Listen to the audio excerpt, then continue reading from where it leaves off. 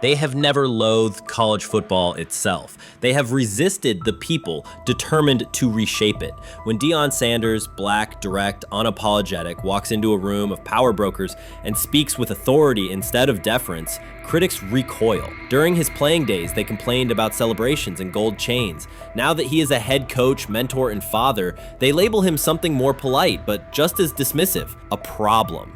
At Big 12 Media Days, Sanders addressed the accelerating chaos of the name, image, likeness market. He said college football needs a salary cap, not to hobble players, but to impose order on a system that showers unproven freshmen with seven-figure promises while the rest of a roster hunts for scraps. He called the situation unsustainable. Within hours, ESPN commentator Paul Feinbaum branded him a hypocrite, arguing that Sanders profited from NIL at Jackson State and now wants rules only because his most marketable athletes have moved on. The accusation spread quickly because it fit a comfortable storyline. Outspoken black coach gains from change, then protests when the advantage disappears. That framing ignores context. Sanders never criticized players earning money. At Jackson State, he urged corporate sponsors to partner with athletes who had been invisible to major brands for decades. What he wants now is stability, standardized guidelines, basic financial literacy, and roster balance that prevents locker rooms from fracturing over uneven payouts. When other coaches, Nick Saban, Dabo Swinney, Lane Kiffin, voiced similar concerns, they were praised for foresight. When Sanders spoke, the tone shifted to suspicion. The difference is not the message, it is the messenger. Feinbaum's response followed a familiar script. When black leaders question the structure of the sport, their motives are interrogated, their credibility attacked, and their competence doubted. He did not level the same charge at Jimbo Fisher when Fisher complained that NIL disturbed recruiting. He stayed silent when Kiffin lamented the transfer portal. But Sanders, who raised enrollment and television ratings at Jackson State, brought unprecedented attention to Colorado in one season and consistently mentors players beyond football, was called opportunistic. Feinbaum dismissed the cultural impact Sanders created. The exposure for historically black colleges, the draft pick developed, the infrastructure improved, reducing his work to a marketing stunt dependent on star sons Shedeur and Shiloh or two-way standout Travis Hunter. Sanders did not retaliate. He returned to practice, media obligations, and recruiting. His confidence is rooted in faith and in the responsibility he feels toward young athletes whose lives will extend decades beyond their highlight clips. When he asks for NIL boundaries, he is thinking about freshmen handed large sums without guidance, families unprepared for sudden wealth, and programs that abandon kids once production stalls. He has watched that cycle from the inside. He wants protections, not restrictions. What do you think is happening in Brown's camp? What do you think is going to happen there before I let you go, Lewis? You know, I think it really does all depend on how Kevin is able to, as it relates to Shedeur, work him in enough. Well, one, Shedeur has to earn the right for Kevin and the staff to have discussions about, hey, we got to get him more reps with the ones and twos. We got to get him more reps with the ones and twos when we're going team period, not just walk through or not just 7-on-7 team. Louis Riddick reacted sharply on air after viewing practice footage from the Cleveland Browns. The clip showed quarterback Shedeur Sanders executing a string of precise throws while the Browns head coach watched with a broad smile. Riddick questioned whether the session was focused on evaluation or celebration, arguing that visible enthusiasm from the staff could cloud objective assessment of a rookie's progress. Earlier in the segment, Riddick's tone had been measured once the Sanders highlights appeared. He criticized the perception that a routine practice was being treated like a marquee event. He stressed that coaching reactions should remain subdued until performance translates into game situations. Riddick concluded by calling for accountability and asking the Browns to clarify how they plan to manage expectations for Shedeur Sanders as training camp continues. Couldn't imagine me myself saying, hey, you know what, as someone who has been at the very bottom to try and ascend to like some level of success, I could never imagine going, you know what would be really cool? I'm gonna play a joke on someone like this and make pretend that I'm a GM and I'm drafting you when actually I'm not, and then I'm gonna hang up and just giggle about it. I mean, what the hell are we doing? Seriously, what are we doing when we think that that kind of crap is funny? I don't know. Trying to get likes on TikTok. I don't have the right words for it.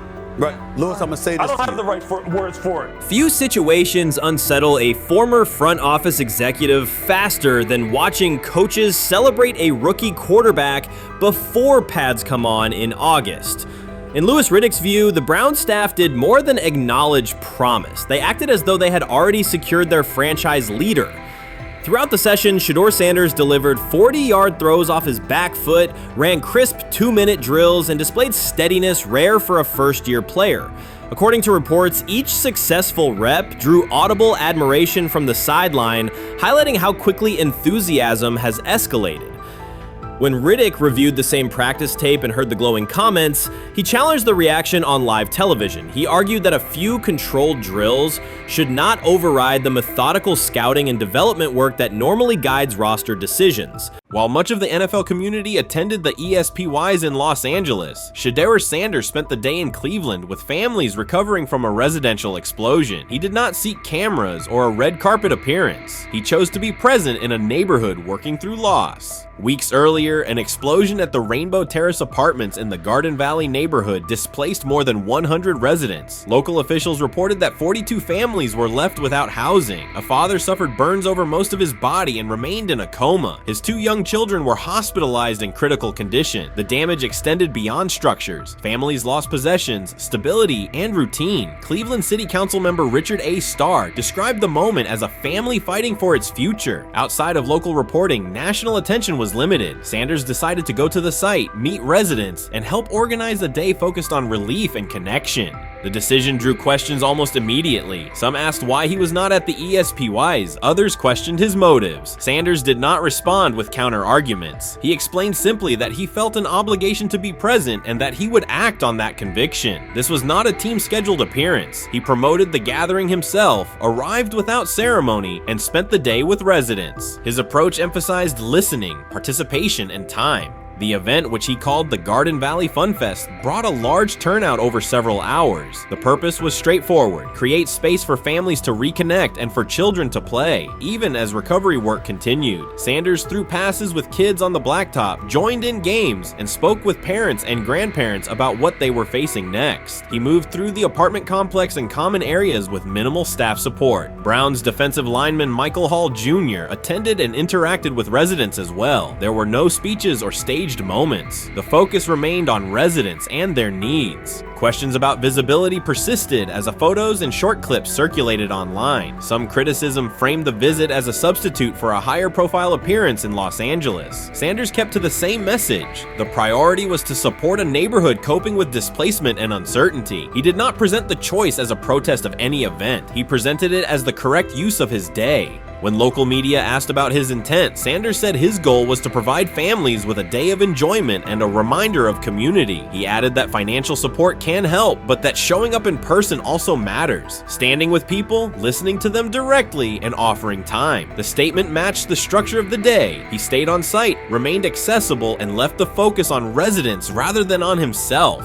The timeline mattered to him as training camp approached. Sanders did not connect the visit to his role on the depth chart or his draft position. He kept references to football confined to preparation, learning the playbook, protections, cadence, and timing, seeking guidance from veterans, including Joe Flacco, and staying ready for opportunities when they come. He has repeated that he has time to grow and intends to use it to learn the system and earn trust. The visit did not alter those priorities. He returned to his regular schedule the next day. Since arriving in Cleveland, Sanders has treated community work as part of his responsibilities. Before his jersey went on sale, he visited schools, including John Marshall High School, speaking with students about goals, accountability, and effort. He set public objectives confidently, such as long-term aspirations for the franchise, but paired them with routine work in the building, meetings in stall, film, and on-field reps. The day at Rainbow Terrace fit that pattern. Identify a need, show up, contribute, and avoid unnecessary attention. For residents, the FunFest provided a brief reprieve from ongoing challenges: housing transitions, school logistics, medical appointments, and the paperwork that follows an emergency. For teammates and staff who observed, it was an example of a rookie investing time locally without seeking a headline. For Sanders, it reinforced how he plans to operate in Cleveland: be consistent, be present, and let actions speak. The setting at Rainbow Terrace underscored the scale of recovery ahead. Families described the first weeks after the explosion: nights in temporary housing, efforts to replace clothing and essentials, coordination with agencies and community groups. Sanders moved from group to group, speaking with parents about their immediate needs, greeting elders who came to watch the activities, and encouraging kids who wanted to throw a football, run races, or take a photo. He kept the schedule flexible so residents could arrive and leave as they were able. Community partners and volunteers handled tables for supplies, simple games, and refreshments. There were no sponsor banners or organizational pitches. Residents organized as they usually do, checking on neighbors, guiding children, and sharing updates. Sanders' role was clear: participate, make time, and listen. The presence of a recognizable player brought energy, but the purpose remained practical: create a normal afternoon in a place that had not felt normal since the blast. Online reaction covered the full range of opinion. Some posts praised the decision and the event's tone. Others questioned why a rookie would skip a high-visibility awards show. Sanders did not try to manage that conversation. He maintained the same explanation. He chose to spend the day where he believed he could be useful, and then he returned to his football schedule. The approach was consistent with how he addresses other topics: answer directly and move on to the next task. The same measured approach appears in his preparation for camp. Sanders has not asked for public guarantees about reps. He has focused on install recall, cadence, and protection IDs, route timing, and situational work. He has sought input from veterans, thanked teammates who have provided guidance, and spent time with receivers and linemen to align on communication.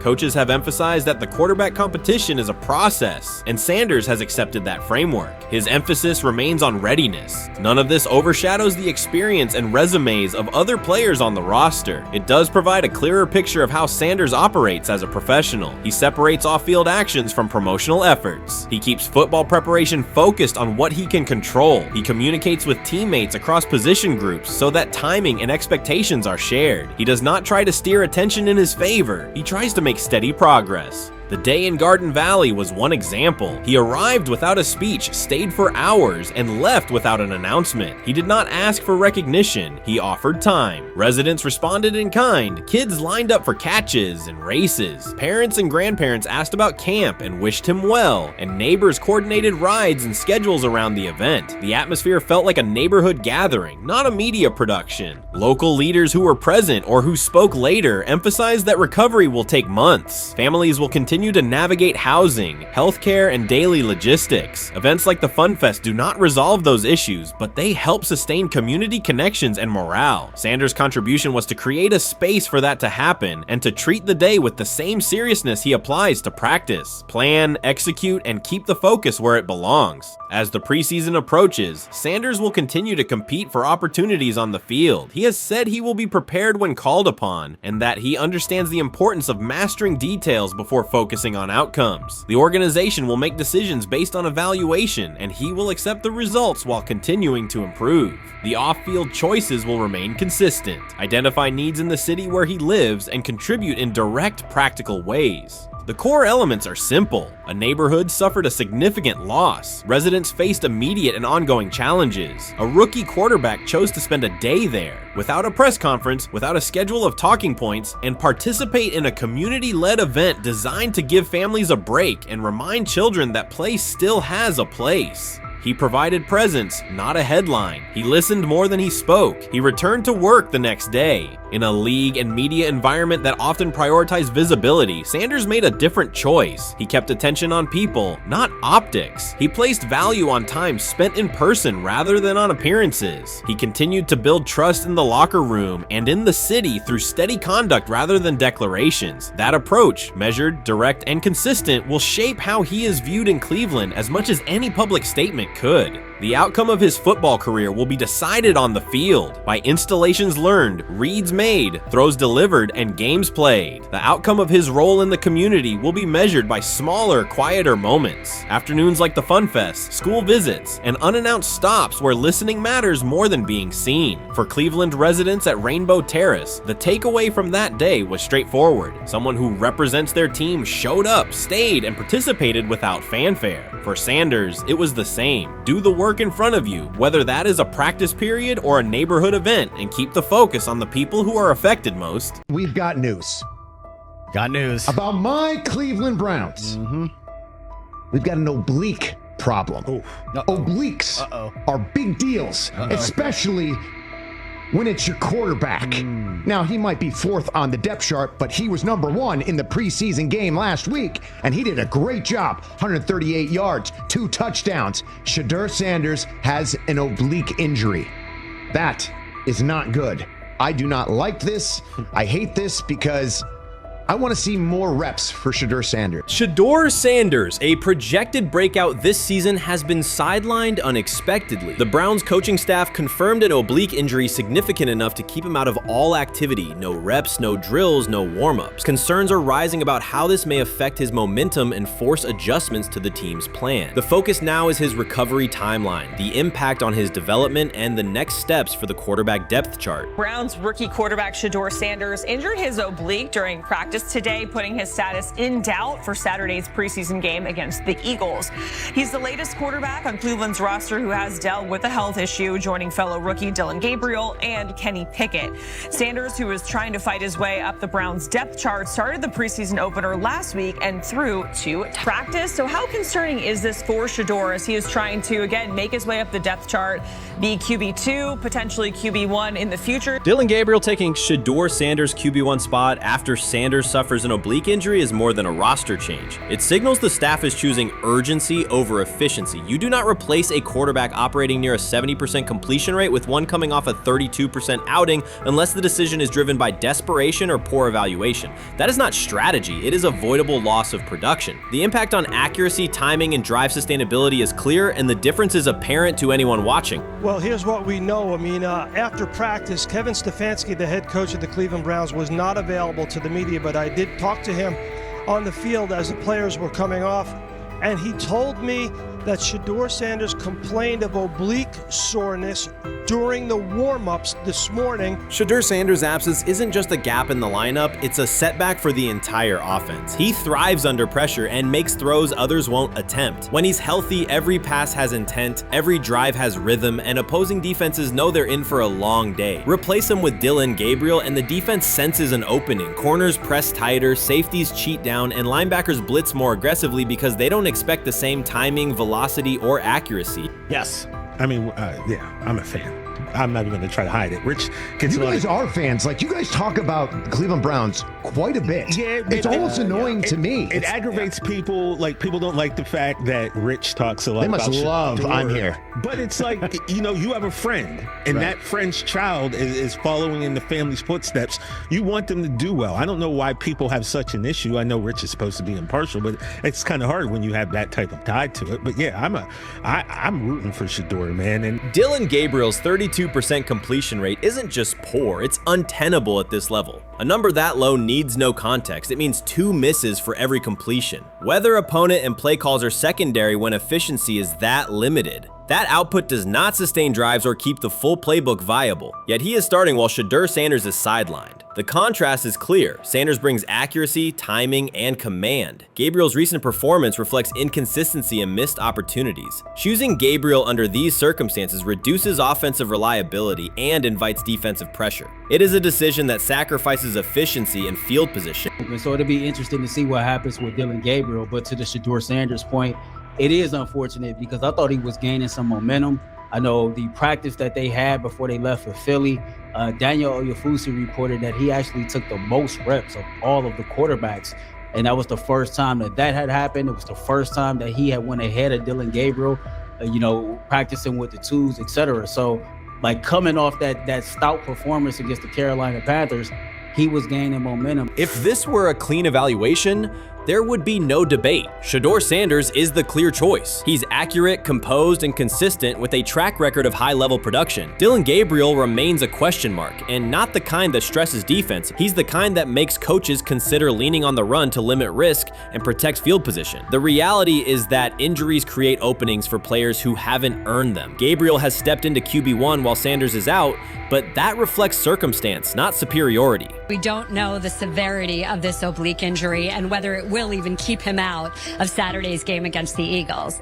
As for moving up the depth chart, I'm the Browns preseason sideline reporter. I was there Friday night when he burst onto the stage and set the NFL world buzzing. And yes, his demeanor was tremendous. His poise was tremendous. He did the things that were asked of him. But at the end of the day, he wasn't actually asked to do all that much. The real concern is how this could attach to Shedeur Sanders' reputation. The NFL is unforgiving about availability. An oblique injury for a quarterback isn't minor. It affects mechanics, torque, and timing. Even with a strong return, the injury-prone label can linger. For the Cleveland Browns, or any team seeking stability under center, that perception is toxic. Teams don't want a player they fear won't make it through October. That's the risk. Talent doesn't always overcome league politics. Once questions about durability start, they rarely fade. They surface in contract terms, roster decisions, and sideline evaluations. So Shedeur Sanders is injured again? If you were following along on social media today for the Browns' first joint practice in Philadelphia against the Eagles, wow, you were in for a tumultuous ride. I mean, all the reporters, both Browns and Eagles reporters, were pretty much flabbergasted at the fact that Shedeur Sanders was taking 0 team reps during the day, and even Tyler Huntley was getting team reps instead of Shedeur. And then it came out, obviously, everybody's speculating. There's people calling for Kevin's jobs. And before I go any further, I don't blame anybody. Ever. Meanwhile, Dillon Gabriel's numbers should be sidelining him, not elevating him. A 32% completion rate isn't a dip, it's a warning sign that points to issues with field vision, timing, and receiver cohesion. That's the quarterback taking snaps while Shedeur Sanders is out. Put their work side by side and the gap is obvious. Sanders shows consistent placement, timing, and footwork that reflect high-level execution. Gabriel's recent output introduces variability that shrinks the call sheet and stalls drives. You can't claim the priority is winning while starting a quarterback who isn't reliably delivering routine completions. Fans recognize it, receivers lose confidence and tempo when targets are off, the offensive line's urgency fades when protection doesn't translate into productive throws, team belief in the quarterback is fragile, and once it erodes, a season can come apart quickly. We could be looking at, 3/4 of Snoop and maybe 1/4 of Dillon Gabriel. Not really exciting for the fans. Of course, it would be nice to see what Dillon looks like. Did spend third-round capital on him. If you're Dillon Gabriel and you're a rookie, is not going to be you on want to this get team. healed. You want the reps. You want to take these reps. So what do you do to prepare yourself and get ready? Because, man, when rookies get injured, it's like these reps are so valuable. Yeah, sets them back a lot. We do have some video here. Mike Garafolo had some video of Jalen Hurts kind of helping Shedeur use his cart to get off the field here. Shedeur Sanders changes the entire equation. His presence under center keeps defenses honest, keeps teammates engaged, and expands the coaching staff's options. You can call vertical shots, open the playbook, and control the game's tempo. Dillon Gabriel limits that. With him, the playbook narrows, drives stall, and the defense ends up on the field too long trying to compensate. The Cleveland Browns are not in a position to gamble at quarterback. This is a franchise with a difficult history at the position. With Gabriel, the issues are visible from the stands. A 32% completion rate won't jump to 60% with a few extra reps. If anything, it will decline as defenses present looks they would not risk against Shedeur. And that's the core issue. Shedeur Sanders at 80% is still a better quarterback than Dillon Gabriel at his best. That isn't exaggeration, it's the numbers. If Sanders is a 70% passer when healthy, even a drop to 60% keeps him well ahead of where Gabriel is now. Yet the team is rolling with the quarterback who isn't delivering routine completions. Every week Sanders is out, his hold on QB1 loosens. That's the hard truth. The longer Gabriel stays in the role, the more coaches cite continuity and chemistry to cover what's happening on the field. Every throw and every drive has to be a statement, not just to win, but to erase any notion that Gabriel is a legitimate alternative. In the NFL, QB1 isn't handed back because you used to be the best option. You have to take it. Started off with some positive news for Shedeur, and then it kind of just went left real quick. Shedeur got the news early on that if Dillon Gabriel couldn't go, he would get his second straight start in the Saturday preseason game against the Philadelphia Eagles. And then he went on to injure his oblique. For the fans who don't know exactly what part of the body the oblique is at, and what that injury is, and how it can impact the quarterback, can you explain to them what is an oblique injury? It's like up in this area, right? Well, you can't see me, but like right up in here, you know, when you go to throw, like obviously that's all that. So the truth is straightforward. The Cleveland Browns, or any team in this situation, aren't going anywhere meaningful with Dillon Gabriel under center. You can frame it as progress and point to selective highlights, but reality will level it out, and by then the season is already slipping. Shedeur Sanders is the difference between a team with a path forward and a team playing out the schedule. He reads coverages, delivers on-time throws, and forces defenses to respect every level of the field. Gabriel turns the offense into guesswork. The NFL is built on results, and the results are clear. Gabriel's 32% completion rate functions as a warning sign. It doesn't need context, a clinic, or a film session to explain. It signals inefficiency that stalls drives and compresses the playbook. Yet he has been handed the role Shedeur established through precision, composure, and production. That decision undercuts the stated goal of winning. With Sanders, the offense retains structure, rhythm, and threat. With Gabriel, it narrows and exposes the defense to longer stretches on the field. Many observers declared Deion Sanders was finished. They argued that his public style attracted unnecessary attention, that his health had deteriorated too far, and that his coaching career was approaching an abrupt conclusion. They misread his resolve. When speculation intensified, Sanders did not schedule a press conference or issue a formal statement. Instead, he released a short video recorded at his Texas home, walking alongside recording artist Lil Wayne. The footage established two facts. Although Sanders still walks with a limp, he remains active, and he intends to return to the sideline. Reports from USA Today and ESPN confirm that Sanders had temporarily left Colorado to recover from a significant, undisclosed medical condition. He lost 14 pounds and missed several summer practices, leading to widespread debate about his future. Unofficial sources suggested complications related to previous blood clot issues, but no official diagnosis was provided. Throughout Sanders' absence, numerous media outlets framed his situation in crisis language, frequently questioning whether he would coach again. By comparison, when coaches such as Lincoln Riley paused their duties for health or family reasons, coverage emphasized understanding and patience, an imbalance that reflects a common difference in how high-profile black coaches are treated. Sanders' silence was not a retreat, it was a period of recovery. During rehabilitation, he relied on family, faith, and trusted colleagues, yet stayed connected to his program through brief online updates. The video with Lil Wayne demonstrated that he retained strong support from influential friends, countering narratives that portrayed him as isolated or on the verge of retirement. The visual evidence showed that his setback is temporary,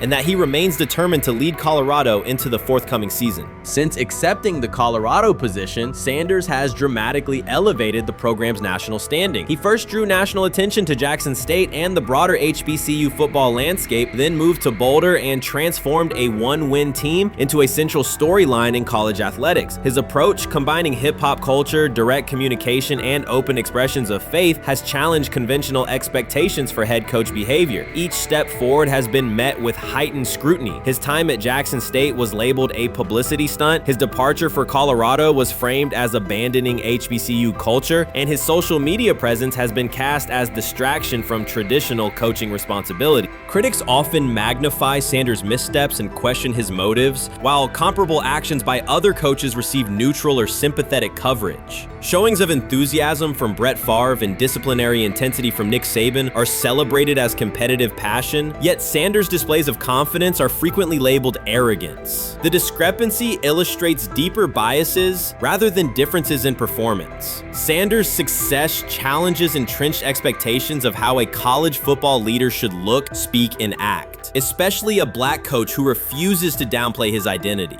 During his convalescence, Sanders maintained close communication with his staff and athletes, reinforcing the standards he had established: discipline, accountability, and belief. The program's daily messaging continued to emphasize preparation and resilience, signaling that Sanders' influence persists even when he is away from campus. Athletes echoed his mantras during workouts, confirming that his leadership extends beyond physical presence. Sanders acknowledges the seriousness of his medical challenge, but has refused to let it define him. He has publicly discussed leaning on scripture and prayer, explaining that his purpose as a mentor, father, and coach extends beyond personal adversity. In that context, the video of him walking in the Texas sun was less a strategic media effort than a straightforward demonstration of continued commitment to his team and mission.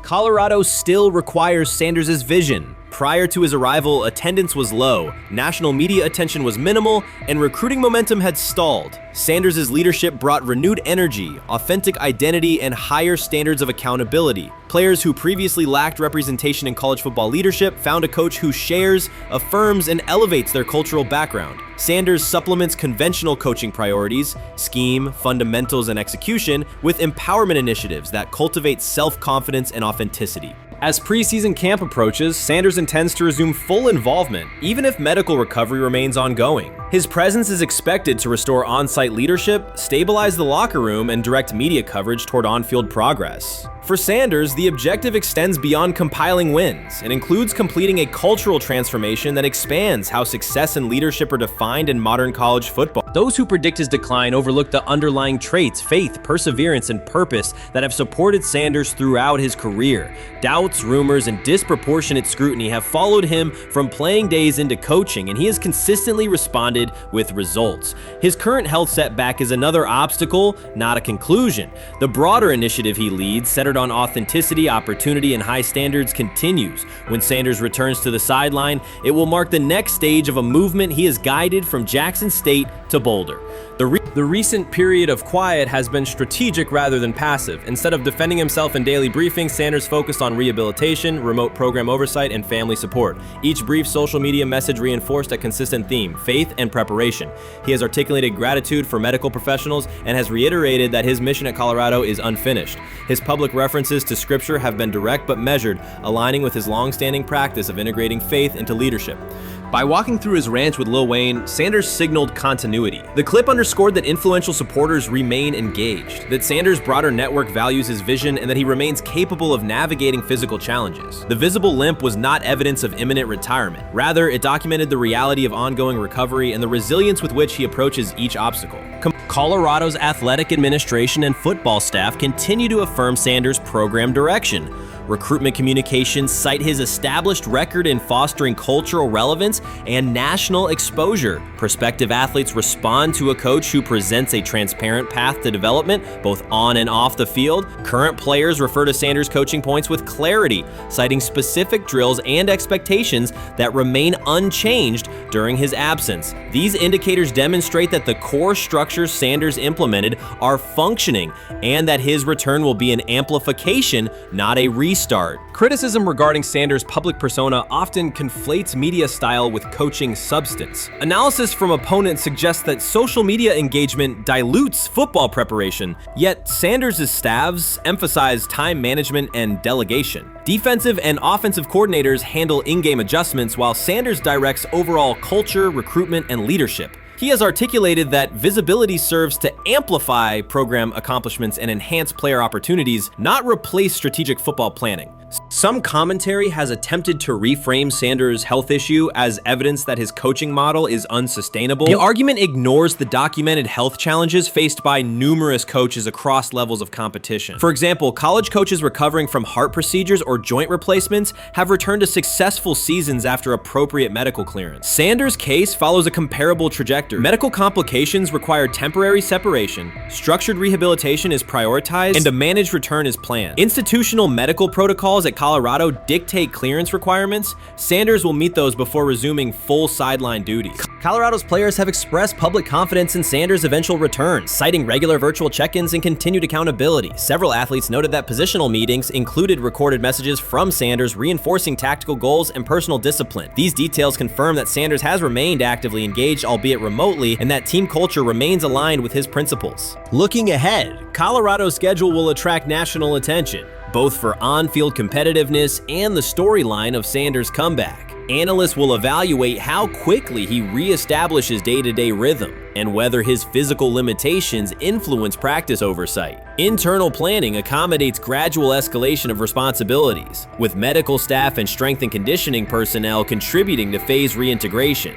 The broader significance of Sanders' return extends beyond Colorado. His visibility continues to challenge prevailing narratives about leadership styles and pathways in college athletics. By prioritizing authenticity, open articulation of faith, and cultural expression, Sanders offers a contrasting template to more conventional models. His eventual recovery and sideline presence will reinforce the argument that diverse leadership profiles can succeed in elite collegiate competition. In summary, rumors of Deion Sanders' coaching demise were premature. Verified reports confirm a substantial but temporary medical setback. He used the time away to focus on health, sustain program engagement, and rely on a support system anchored in family, friends, and faith. His recent public appearance demonstrated active recovery and reaffirmed his intention to resume leadership in Boulder. The forthcoming season will test Colorado on the field, but it will also underscore the durability of Sanders' vision, one that combines competitive ambition with cultural resonance. Observers who continue to question his longevity overlook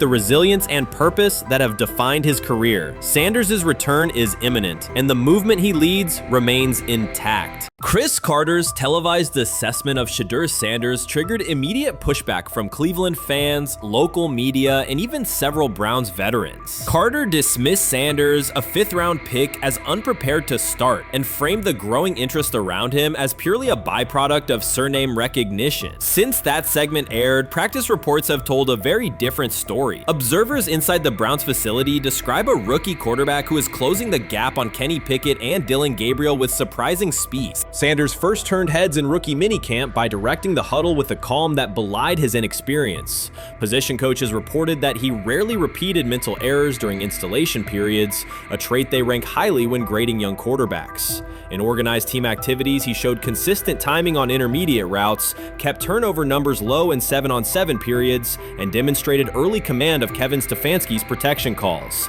That steady execution earned him a handful of first-team snaps, reps that would ordinarily have belonged to Pickett by default.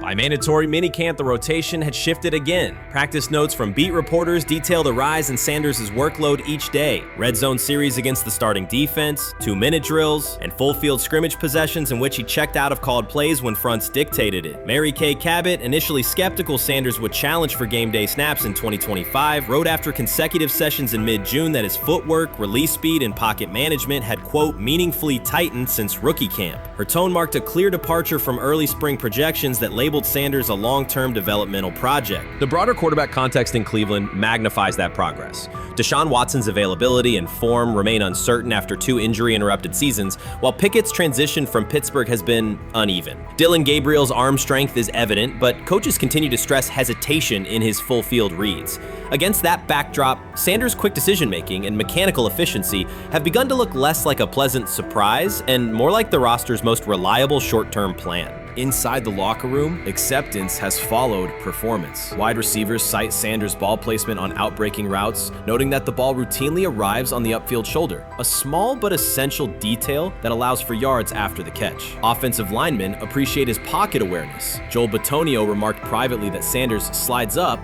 instead of bailing when edge pressure flashes. Defensive backs say his eye discipline forces them to hold coverage longer than they expected against a rookie. Such cross-positional respect develops only when day-to-day tape shows tangible improvement. The reaction to Carter's critique highlights a recurring double standard applied to young black quarterbacks. Traits celebrated as swagger or confidence in other players were labeled arrogance when associated with Sanders, yet the quarterback himself has not responded publicly. There have been no subtle social media jabs, no mention of critics and interviews, only repeated references to competing for every rep and learning from veterans. That measured approach, combined with hard evidence from practice, has softened earlier doubts among coaches who prioritize demeanor as much as arm talent.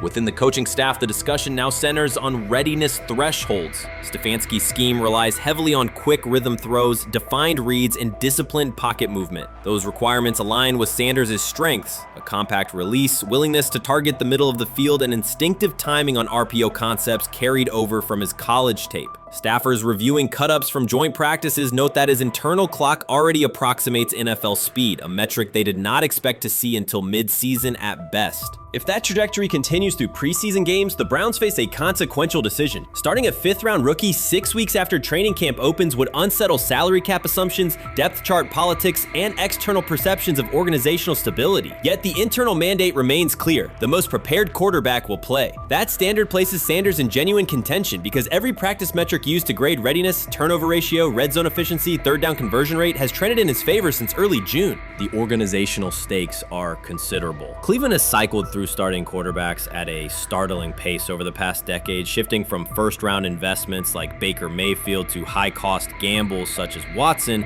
each move packaged as the long-awaited solution. A rookie chosen outside the first 100 picks ascending to the top of the depth chart would challenge long-held league assumptions about draft pedigree and opportunity. It would also validate the evaluation philosophy that prioritized Sanders' intangibles, processing speed, leadership presence, over conventional arm strength thresholds that pushed him down the draft board. Carter's televised remarks now sit awkwardly alongside daily updates from Berea. His critique relied on pre-draft labels and the presumption that a late-round passer with a famous father would need a redshirt year. Practice film contradicts that stance. Sanders checks protections at the line, manipulates safeties with shoulder fakes, and has reduced turnover-worthy throws and full-speed sessions to single digits. Statistics normally cited for veteran backups, not rookies. The longer that evidence accumulates, the more Carter's comments appear rooted in legacy bias rather than objective performance review. None of this guarantees Sanders will open the season under center. Preseason defenses test quarterbacks in ways practice cannot. Defensive coordinators will disguise pressure and boundary rotation to force late decisions. Sanders must show he can adjust protections and exploit mismatches without the benefit of a controlled environment. Yet within the Browns facility, the conversation has shifted from if he will be ready to when. Quiet confidence from Amari Cooper and other veterans suggests they believe Sanders can steady an offense searching for consistency more than highlight reel heroics. Sanders' rise also affects long-term roster calculus. If he earns the job and performs competently, Cleveland gains starter-level production on a cost-controlled rookie contract, freeing cap space allocated to other positions. That scenario could reshape roster-building strategy in a division featuring Joe Burrow and Lamar Jackson, quarterbacks whose contracts consume significant percentages of team payroll. A capable, low-cost starter would allow the Browns to reinforce their offensive line and secondary while retaining core veterans, a competitive advantage few teams enjoy. For now, the focal point remains daily improvement. Sanders continues to arrive before sunrise, reviewing the previous day's install with the quarterback coach, then staying after practice to throw on-air routes with receivers low on the depth chart. Coaches track those habits closely because consistent routine underpins performance when adversity strikes in live games. Each incremental gain strengthens the argument that readiness depends on preparation and aptitude, not draft slot. Carter's segment reminded the league how quickly assessments can become outdated when they lean on perception over evidence. Sanders' steady climb up the depth chart underscores the counterpoint. In the NFL, tape is the final arbiter. Should Sanders translate practice efficiency to preseason success, the Browns may discover that the solution to their long-standing quarterback riddle arrived quietly in the 5th round, carrying little more than confidence and a willingness to work. The 2025 NFL Draft was expected to be Shedeur Sanders' moment. Many projected him as a top 10 talent and a headline quarterback in one of the most discussed college football storylines in years. Instead of walking across the stage on the first night, he waited through 3 days without a call. There was no celebration, only silence. When the phone finally rang at pick no. 144 in the 5th round, it was the Cleveland Browns. With that selection, the financial outlook changed dramatically. The Sanders family believes this was not a typical draft slide, but the result of coordinated action. They are pursuing a $100 million lawsuit alleging collusion across parts of the league.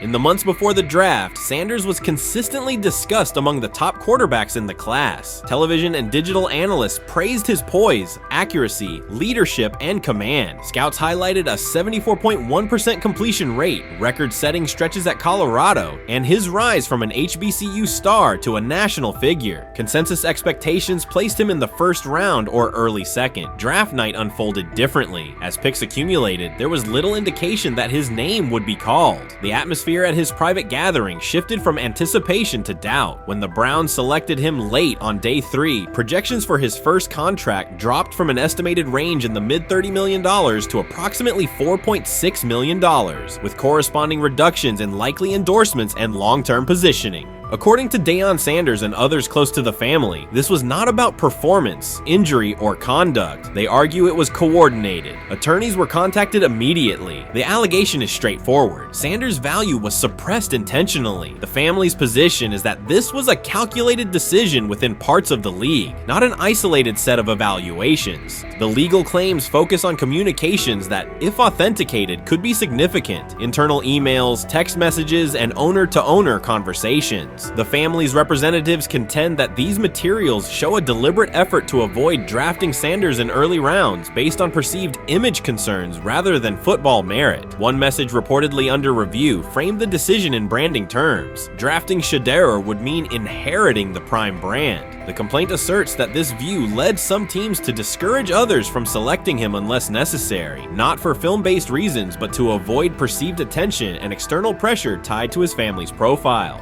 A related thread involves speculation about team fit and willingness to play for certain franchises. Past public comments by Deion Sanders were interpreted by some as signals of an Eli Manning scenario. The family's view is that these were strategic statements, not ultimatums. They argue that rather than engage in discussion, teams chose a passive approach, no direct rebuttal, reduced contact, and a collective reluctance to invest a premium pick. If phone records and written communications corroborate coordination, these items could become central exhibits. Media tone shifted as the draft neared. Coverage that had emphasized production and leadership began highlighting intangibles, interviews, and perceived coachability. Anonymous sourcing appeared in multiple outlets, with claims that Sanders skipped combine drills out of arrogance, bristled at film critique, or told one club, "Maybe I'm not the guy for you," after a tense session. A widely cited line, "Nobody wants a celebrity backup quarterback," was voiced by Colin Cowherd and circulated as shorthand for risk. The Sanders legal position is that these narratives did not arise organically, but reflected a coordinated leak pattern that undermined his market value.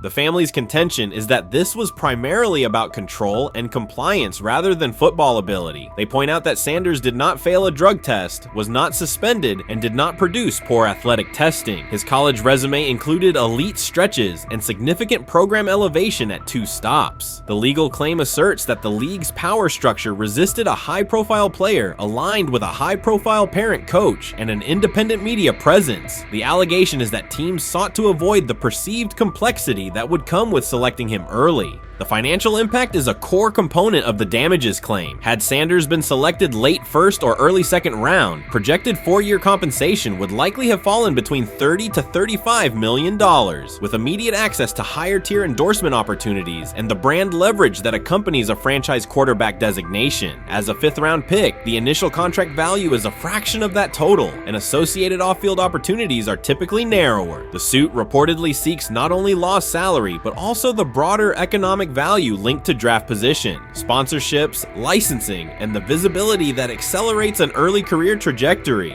The filing's scope, as described by sources close to the family, extends beyond the league office. It may involve media outlets, scouting firms, and specific executives if discovery shows coordination or materially false statements that affected value. The argument is that the draft slide harmed not only Shedeur, but also the broader Sanders brand, affecting perceptions of Deion Sanders as a recruiter, coach, and public figure. The family's view is that narrative construction around brand risk and celebrity backup produced a measurable economic and reputational loss. If a court authorizes discovery, the process would likely compel emails, internal draft notes, and message archives from teams and third-party intermediaries. Subpoenas could be served on media organizations for sourcing records related to anonymous quotes. That level of transparency would be unusual and could reveal how information flows during pre-draft periods. The legal theory moves beyond a single player's evaluation to the draft's integrity, whether owners or executives acted in concert to reduce a prospect's value for reasons unrelated to football performance. The league has not publicly addressed these specific allegations. Background comments from executives characterize the claims as overreach. The family's camp maintains they have documentation sufficient to proceed. The comparison points referenced by observers include Deflategate, Spygate, and the Colin Kaepernick grievance, not because the facts are the same, but because of the potential scope, policies, practices, and the balance of power between the league and individuals challenging its processes. Another dimension of the dispute involves how how the NFL perceives Deion Sanders, Coach Prime, and the autonomy he promotes. He built a large media footprint around his programs at Jackson State and Colorado, elevated his players' profiles, and spoke openly about fit and leverage. The family contends that this visibility, combined with statements about preferred destinations, triggered resistance. The complaint frames the response as a preference for compliance and predictability over independent branding and public negotiation.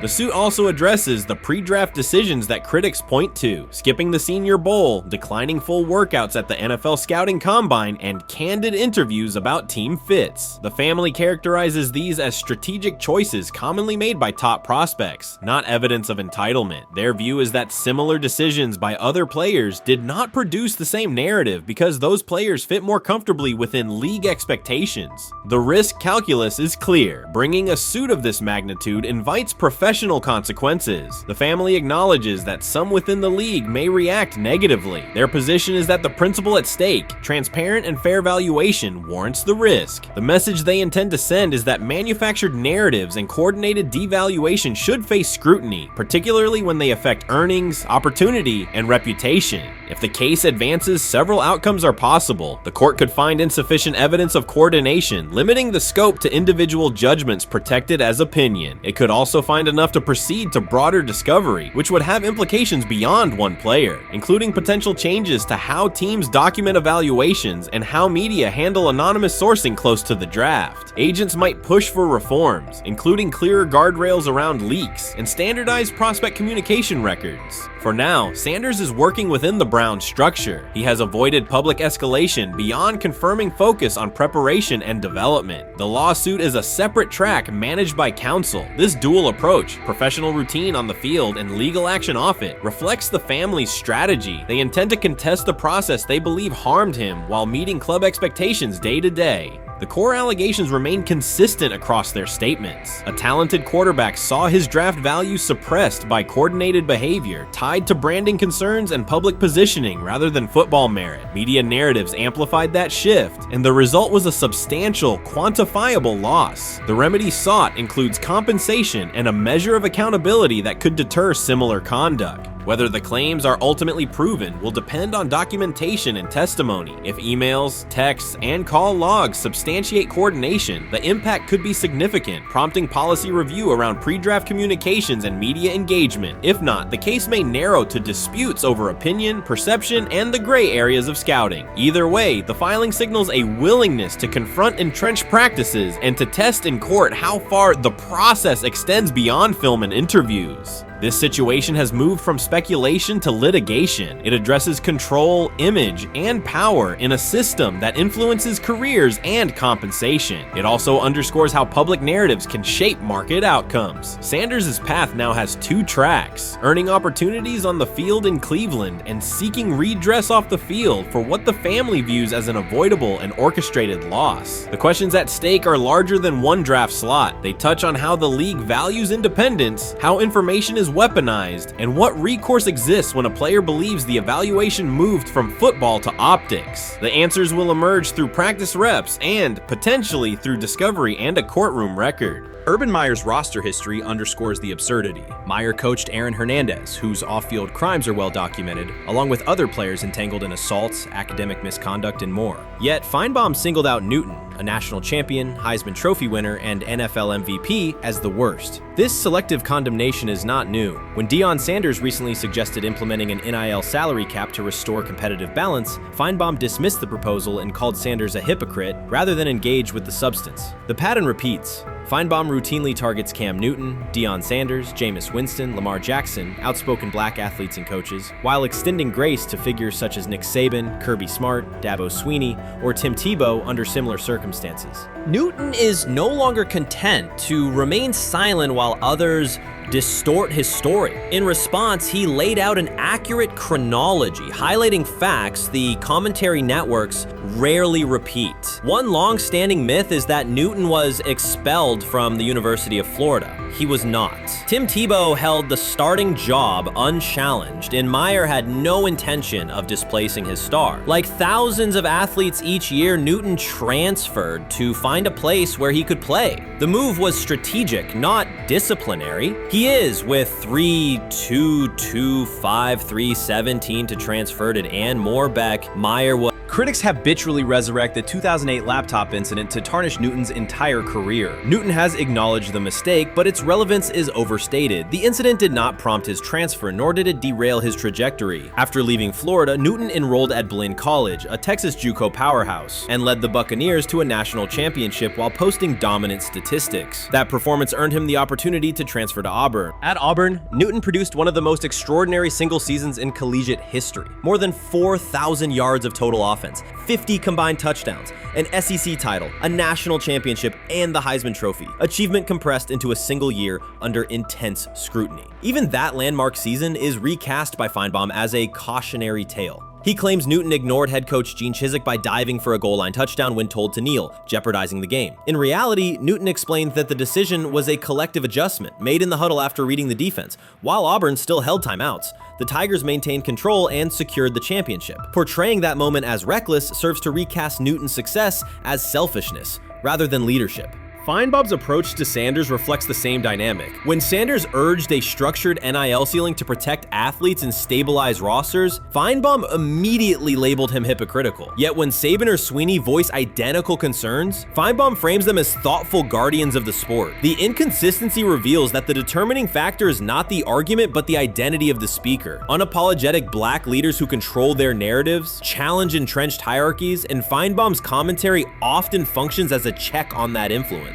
Newton countered Feinbaum's latest attack with a concise statement. "You're lying, Paul. Please stop." Behind those words lay a broader indictment of the media machinery that weaponizes half-truths. By calling Newton the worst player Meyer coached, Feinbaum was seeding doubt among fans, front office evaluators, and future historians. Newton, now an established media presence and entrepreneur, no longer depends on traditional outlets to correct the record. He reminded audiences of three essential truths. He departed Florida on his own terms, he led Auburn with support from coaches and teammates, and he captured every major accolade available in college and professional football without conforming to prescribed expectations. An unspoken rule lingers in American sports discourse. Black athletes may excel, but must do so quietly, gratefully, and without highlighting systemic inequities. Newton broke that expectation early by celebrating with unreserved joy, answering questions candidly, and refusing to minimize his personality. For some commentators, that confidence is reinterpreted as arrogance. Feinbaum's repeated attempts to undermine Newton follow a familiar script of policing behavior rather than analyzing performance. Yet, legacy rests not in a pundit soundbite, but in tangible achievements and public memory.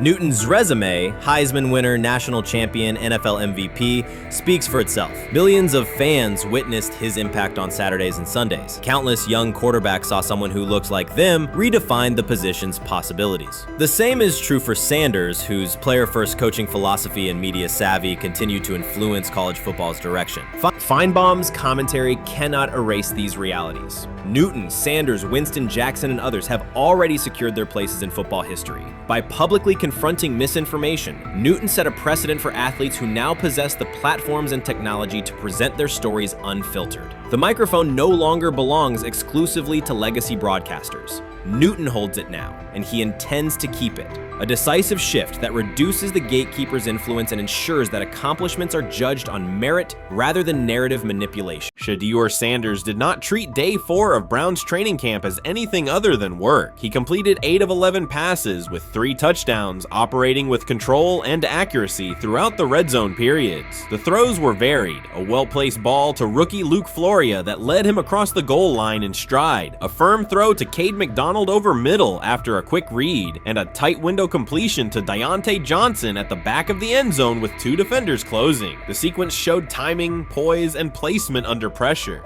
While national attention centered on Joe Flacco's underneath completions and Kenny Pickett's option and rollout periods, Sanders produced scoring plays on schedule. The performance was not the product of broken coverages or end-of-period reps. It came within structured work, with defenders in position and the offense executing standard progressions. The accuracy rate, 8 completions on 11 attempts, reflected consistent mechanics and decisions. The operation was steady from huddle to snap to finish. Despite that session, the distribution proportion of first-team snaps did not change. Camp logs indicated that Pickett and Dillon Gabriel continued rotating with the starters, while Sanders remained primarily with the second unit. With the first preseason game approaching, that choice drew more attention from observers who expected productive days to be followed by expanded opportunities. The question surfaced again: what additional evidence is required to evaluate Sanders with the top group? The 3 touchdowns illustrated different aspects of his profile. On the throw to Floria, Sanders used a measured trajectory to lead the receiver away from contact and into the end zone. On the ball to Johnson, he identified leverage, held the safety with his shoulders, and delivered to a precise spot at the back line. On the throw to McDonald, he eliminated the first read, reset, and drove the ball into the window before the hook defender could squeeze it. Each score reflected a particular tool: anticipation, manipulation, and velocity within standard timing.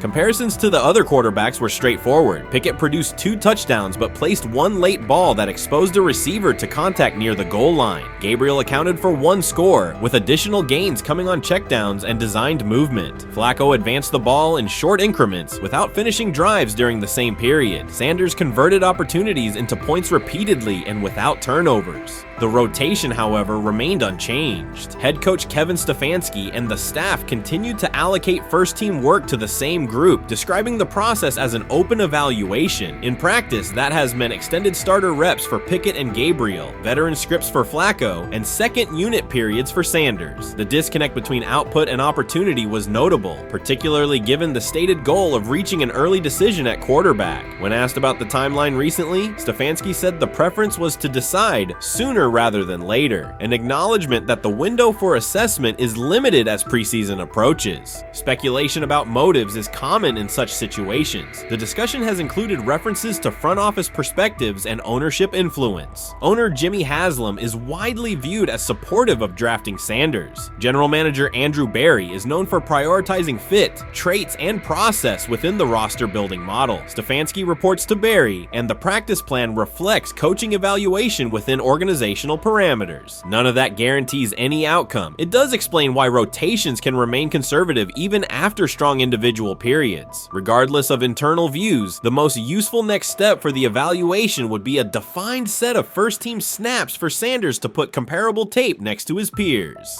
There was also outside attention on several practice segments from earlier in camp that showed Sanders throwing during lulls to non-receiver personnel, ball attendants, staffers, and assistants, while other quarterbacks were in script with full units. Those clips circulated widely and were interpreted by some as dismissive. Sanders addressed questions about it by narrowing the focus to preparation, explaining that his responsibility is to be ready for the work assigned and that he has adjusted at every level of competition, from HBCU ball to the Power 5 and now the NFL. The response matched his general approach: acknowledge the situation, maintain routine, and continue to execute when the next period begins. The broader draft day and narrative context remains part of the conversation. Sanders' college resume included efficient production and high completion rates across 2 programs, culminating in national recognition such as the Johnny Unitas Golden Arm Award. His selection in the 5th round was driven by varying evaluations of projection, scheme fit, and development timelines. The result is the current environment. He must present his case within limited windows, then wait for access to the next rung of competition. That does not make the process unfair, it makes it exacting. The best answer, for him and for the staff, is additional, comparable reps and clear tape. Fan reaction after day 4 was direct. Social accounts and comment threads filled with assessments that centered on performance rather than reputation. Sanders produced 3 touchdowns, avoided negative plays, and showed command in the red zone. Supporters pointed to that tape and asked for opportunities with the starters to verify whether the same rhythm carries over with the top receivers and linemen. The message was not about headlines. It was about the logic of evaluation in a compressed calendar. From an operational standpoint, Sanders' day reflected consistent fundamentals. His base was disciplined, his eyes matched his feet, and his timing aligned with route depths. On the Johnson score, he used a subtle shoulder turn to hold the safety before resetting and throwing to the back line. On the McDonald throw, the ball was out on the second hitch, arriving before the defenders could converge. On the Floria play, the arc and placement minimized the hit risk and maximized the run-through. Those are portable traits. They translate across units if the timing with receivers is established through reps. The staff's balance balancing act is real. They must prepare the presumed Week 1 starter with sufficient continuity, while also giving developmental players enough exposure to judge ceiling and floor. That tension is present in every camp. The cleanest path through it is to carve out defined first-team sequences for each competitor and evaluate the tape against comparable defenses and situations. High red zone, low red zone, third and medium, and 2-minute. Sanders' performance on day 4 strengthened the case for such an allocation. Context matters off the field as well. Earlier in the offseason, 2 speeding citations, 91 miles per hour in Brunswick and 101 miles per hour in Strongsville, prompted public comment from Barry, who emphasized standards and safety. Sanders accepted responsibility, stated that he learned from the incidents and moved on. In camp, he has kept the focus on football tasks, install retention, cadence management, protection IDs, and post-practice review. He has also continued to build rapport across position groups, including veteran receivers and defensive backs, so that timing and expectations are clear when reps arrive. None of this diminishes the experience of the veterans in the room. Flacco has decades of film, Pickett has multiple seasons of NFL starts, and Gabriel brings mobility and a defined collegiate profile. It does, however, underscore the purpose of camp, to align decisions with current performance. Sanders produced the most efficient scoring period of the day. The next logical step is to see that operation with the starting unit, document the results, and compare them to the other candidates under the same conditions. The preseason opener will compress timelines further. Install packages expand, and coaches begin to narrow personnel groupings. If the objective is to identify the quarterback who can operate the offense most cleanly on Sundays, then structured exposure now will give the staff better information later. A small but deliberate set of first-team snaps for Sanders, scripted early downs, a third down sequence, and a red zone series would provide data without disrupting broader preparation. Until that occurs, Sanders can only continue to control process and execution. Day 4 showed what that looks like when opportunities align. Efficient reads, disciplined mechanics, and finishes in the end zone. He did not seek attention for the sequence. He put it on tape. If the evaluation remains consistent with the stated competition, comparable snaps should follow. If they do, the staff will have a clear, side-by-side measure. If they do not, the question from observers will remain the same. What more needs to be seen to justify the look? For now, the record from day 4 is clear. 8 completions on 11 attempts, 3 touchdowns, no turnovers, red zone precision, consistent control at the line and in the pocket. Those are tangible outputs. They merit a defined opportunity with the starters as the team moves toward preseason and the decision that follows. Whether or not that opportunity arrives immediately, Sanders has shown the preparation and execution necessary to be evaluated on equal footing. The next step is a matter of allocation, not speculation. You first, when you take a look at both of these QBs, who had the most impressive start so far in the preseason? Well, to me, it was Shedeur. I didn't see any interceptions when he was out there. Did you see anything like that? I mean, don't get me wrong. I don't think Dillon Gabriel did a bad job. I was impressed with the brother, but I'm going to go with Shedeur. You know, the pressure was on him. The spotlight was on him. Stephen A. Smith didn't just call out Dillon Gabriel. He held him accountable and made him rethink his comments. The moment Dillon Gabriel spoke and went after Shedeur Sanders, it wasn't a minor slip. He crossed the line and stepped directly into Stephen A. Smith's wheelhouse. And Smith answered with a clear, direct response that left no room for misinterpretation. The comparisons were emanating from the media more so than anybody else. And that's what I think, that's exactly who I think he was directing his comments towards. Having said that, Dillon Gabriel, respectfully, it was stupid. A very dumb comment to make. First of all, let me tell you something right now. In every walk of life, far beyond the parameters of a football field. This wasn't casual sports commentary, it was a decisive critique. Dillon Gabriel's comments were taken apart by Stephen A. Smith with clear, direct points. Gabriel, a quarterback with solid stats but limited top-level achievements, chose to take a public shot at Shedeur Sanders. Shedeur, who has handled sustained media scrutiny and on-field expectations, became the target of an unnecessary criticism. Smith responded by challenging Gabriel's standing to make that claim, and by defending Sanders on the facts. The outcome was clear. Gabriel overreached, and Sanders didn't deserve the hit. Dan Orlovsky would sit up here in comparison to Shedeur Sanders, who did no such thing, and say, hey, thought he looked better. I mean, I got to give him the edge here. I thought it wasn't bad. A pick six and a fumble, and we can get over fumbles. Have you heard anybody say that? I know it's possible. Have you ever heard anybody say, we get over? Stephen A. Smith responded immediately. As soon as Dillon Gabriel made his comments about Shedeur Sanders, Smith delivered a clear, point-by-point critique that drew national attention across the NCAA media cycle. Dillon Gabriel has a reputation as a good quarterback, not a dominant one. He can post strong numbers against opponents like Tulsa, but his performance has been inconsistent when the stakes and competition rise to playoff level. Well, those who produce get treated differently than those who don't. What he said echoes the mentality of all of America practically, and most certainly the world, as we see things being globalized more and more every day. It was a stupid, idiotic, immature comment, because clearly you were feeling the heat because a lot of people was talking about how Shedeur should be QB. Dillon Gabriel is a capable quarterback, but not a standout. Even so, he chose to talk down to Shedeur Sanders, a quarterback who has navigated constant scrutiny and pressure and still represents the future of a program that was struggling before he arrived. The comparison was weak. The criticism was unnecessary. Stephen A. Smith recognized that and dismantled Gabriel's argument with a clear, direct response.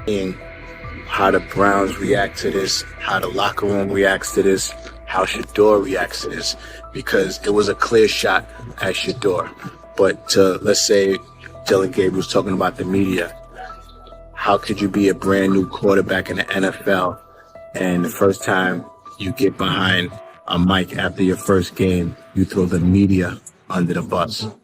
That's arrogance. Stephen A. Smith excels in moments like this. When Dillon Gabriel made his remarks about Shedeur Sanders, Smith responded with a focused, direct critique. He questioned Gabriel's standing to make that claim, noting that Gabriel has transferred between programs and has not been a Heisman finalist. Without theatrics, Smith laid out why Gabriel's resume doesn't justify taking public shots at Sanders. Smith's point was clear. Targeting Shedeur Sanders, a quarterback central to his program's future and consistently under intense scrutiny, was misplaced. Gabriel's criticism lacked the substance to support it, and Smith methodically showed why. Content today on his 42nd I want you to be meaner birthday. That's number one. Number two, after the game, the Browns head coach Kevin Stefanski said there was a mix-up in the routes and that players were in the area that they shouldn't have been. Look at Stephen A's face. Look at Stephen A's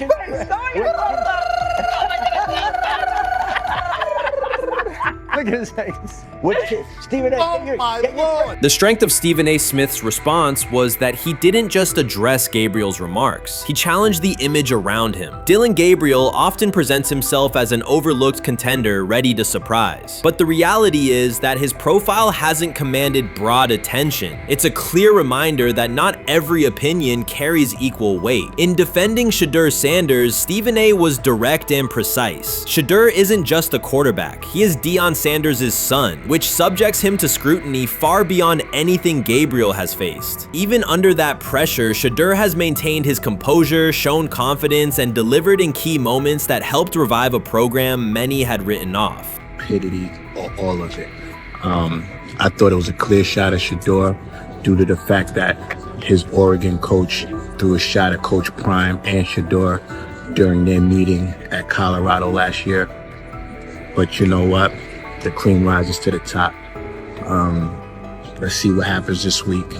I see a lot of the media talking about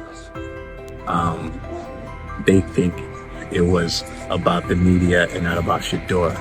And I think that's a chess move. For Dillon Gabriel to take shots at Shedeur Sanders was a miscalculation. Stephen A. Smith made the mismatch clear. Gabriel's attempt to shame Sanders was unnecessary and counterproductive. You don't target Deion Sanders' son when Deion has turned Colorado into primetime television. It underscored that Dillon Gabriel has often played with a chip on his shoulder because the spotlight hasn't followed him. He has been around long enough to compile numbers but not to earn broad respect. That's why going after Shedeur was misguided. Sanders, despite ups and downs, drives headlines. Gabriel's most notable headlines have been his transfers. Stephen A. Smith pressed that point without hesitation, challenging Gabriel's standing and leaving his argument looking like a forced throw that turns into a pick six.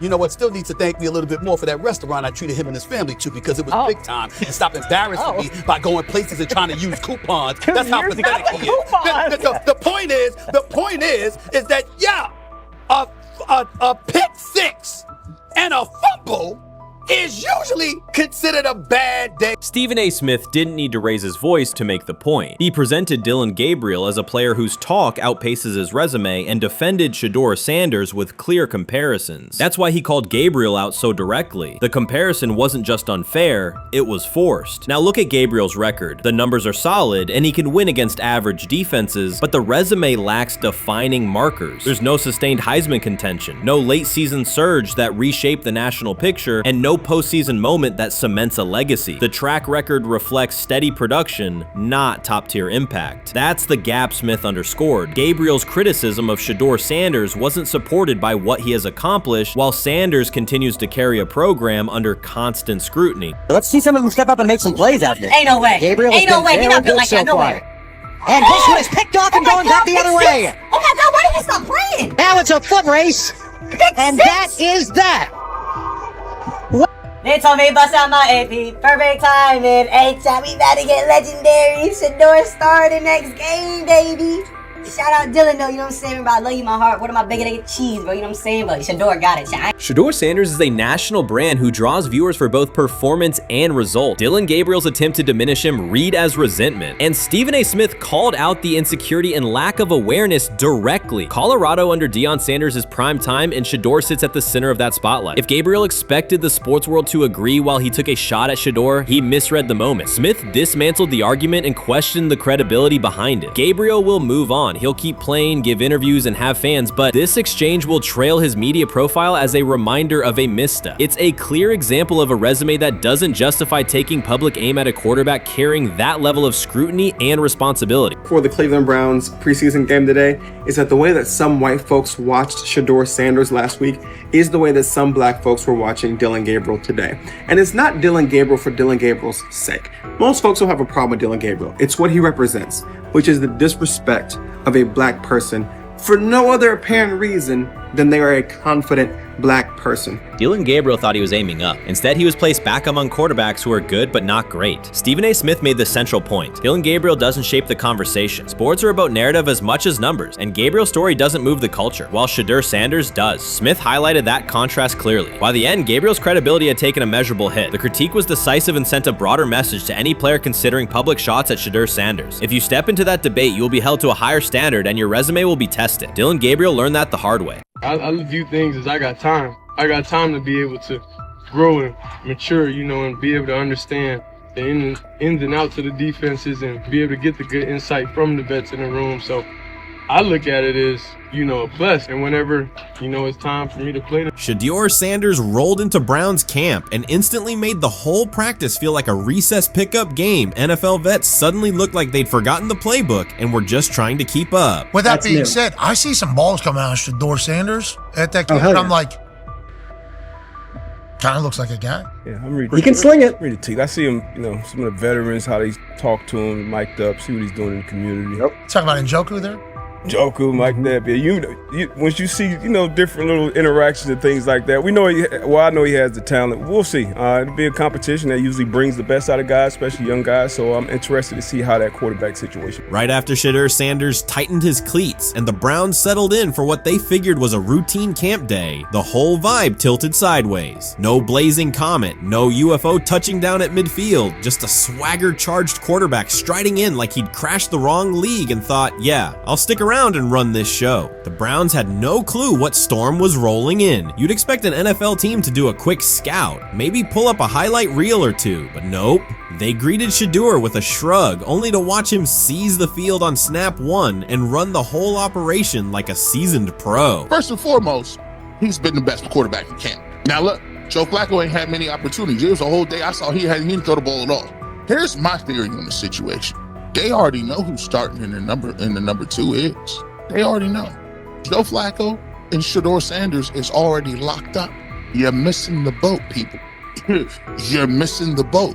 Your boy, Kenny Pickett and Dillon Gabriel Oh, they're fighting. Shedeur didn't merely clock in, he hijacked the session. One moment he's loosening his arm, the next he's roasting veteran QBs like faded names on busted draft boards. Defensive coordinators everywhere had the same gut punch reaction. Uh-oh. His pocket poise? Straight disrespectful. His timing? Psychic. And every pass left his hand like it was laser guided to its mark. While Shedeur Sanders was slicing up routes, the Browns secondary looked less like an NFL backfield and more like a gaggle of dads sprinting through a Saturday fun run. Big on enthusiasm, short on closing speed. Coaches fought the urge to slam the emergency horn. Players traded wide-eyed, "Are we serious?" stares, and someone even double-checked that a hidden camera crew wasn't about to pop out of the tunnel. But nope, this was pure Shedeur. Half cold-blooded surgeon, half highlight factory. He wasn't dropping a casual "I'm here," he was crafting a masterclass. From the first rep, the tempo changed. Shedeur Sanders accepted the snap with steady footwork, diagnosed the Browns' single high shell, and delivered a tight window seam route that forced the free safety to recover late. Throughout the period, he manipulated leverage with quick shoulder fakes, moved through full field progressions, and released on time from a balanced base, consistently putting the ball on his receiver's upfield shoulder. Cleveland's coverage struggled on multiple fronts. Safeties hesitated between deep half responsibilities and underneath support, creating voids at 15 to 20 yards. Cornerbacks and off-man were caught in trail position when Sanders used rhythm throws on three-step drops, while those who tried press technique had their inside hand neutralized by his receivers' outside releases. Linebackers widened to match shallow crossers, leaving the middle hook unguarded for pivot routes and option digs. One corner attempted a line of scrimmage jam. Sanders immediately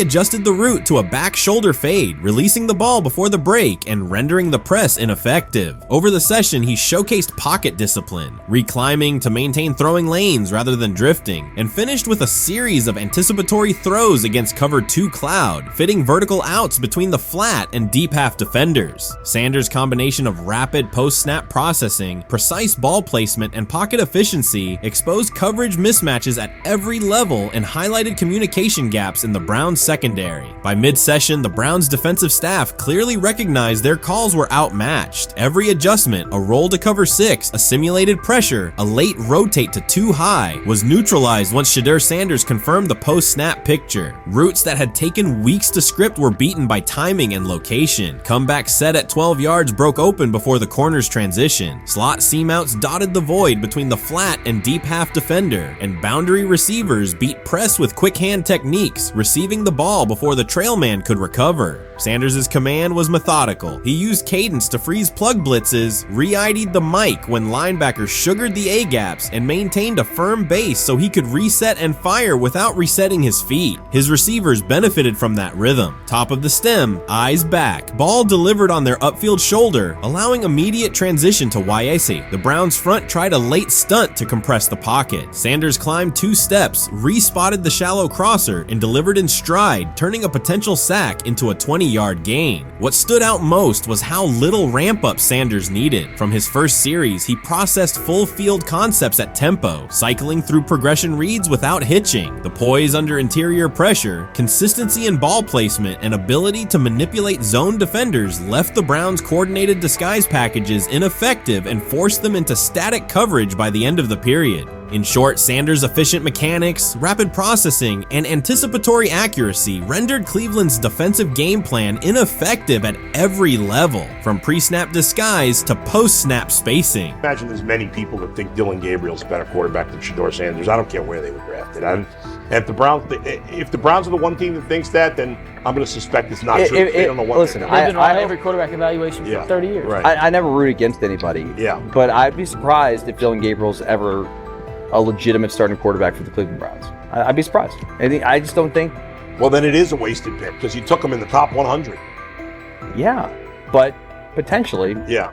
May get away with it because of Shedeur. An edge rusher chirped at Shedeur Sanders between snaps, hoping to shake his rhythm. On the very next play, Sanders answered with a 30-yard laser, a deep dig from the boundary side that split the single high safety and the trailing corner. He hit the top of a 5-step drop, kept a firm base, and delivered on time to the receiver's outside shoulder, turning what should have been a routine rep into a sudden change explosive. From that moment on, every coverage wrinkle the Browns tried, rotating from cover 3 to quarter half, half, flashing a Tampa 2 shell, mugging both A-gaps, was met with a precise counter. When corners pressed, Sanders adjusted the route to a back shoulder fade. When safeties widened, he checked to a glance post. When linebackers bailed, he found the running back on a delayed option out of the backfield. Even late simulated pressures couldn't move him off his spot. He simply climbed, reset his feet, and fired. As Cleveland's defenders rotated through checks, Sanders manipulated them with cadence and eye discipline. He froze weak side safeties long enough to create intermediate windows, then feathered the ball into those lanes before help could arrive. When the Browns finally dropped 7 and matched every route, Sanders tucked the ball and converted 2 separate 3rd and 6 situations on the ground, reminding everyone that his mobility is as calculated as his arm. By the end of the session, the defensive coordinator's call sheet looked obsolete. Sanders had neutralized blitz looks, exposed spacing issues in zone, and forced the unit into static base coverage just to survive the period. It wasn't a camp drill anymore. It was a clinic on timing, processing speed, and controlled aggression, delivered snap after snap by a quarterback who never needed a warm-up lap to own the field. They never planned on taking him. The problem is, like Ocho Cinco said, you got somebody that has endeared himself to the locker room. And guess what? The difference between him and Tim Tebow, the biggest one, is he can play. He can throw the ball. Tim Tebow running around being an H-back, he can throw the ball. And he's done everything he needs to do. He ain't saying nothing. He ain't rocking the boat. He ain't mad about the reps. He ain't mad about none of that. All the people out there want to see is this, like Tyler said earlier. We want to see what he can do with Jerry Jeudy. That's it. I want to see what he can do with David Njoku. I want to see him with Junkins. I want to see him with the first running backs. If you are cooking, if you are beating down the doors with the 3s and 4s, guess what?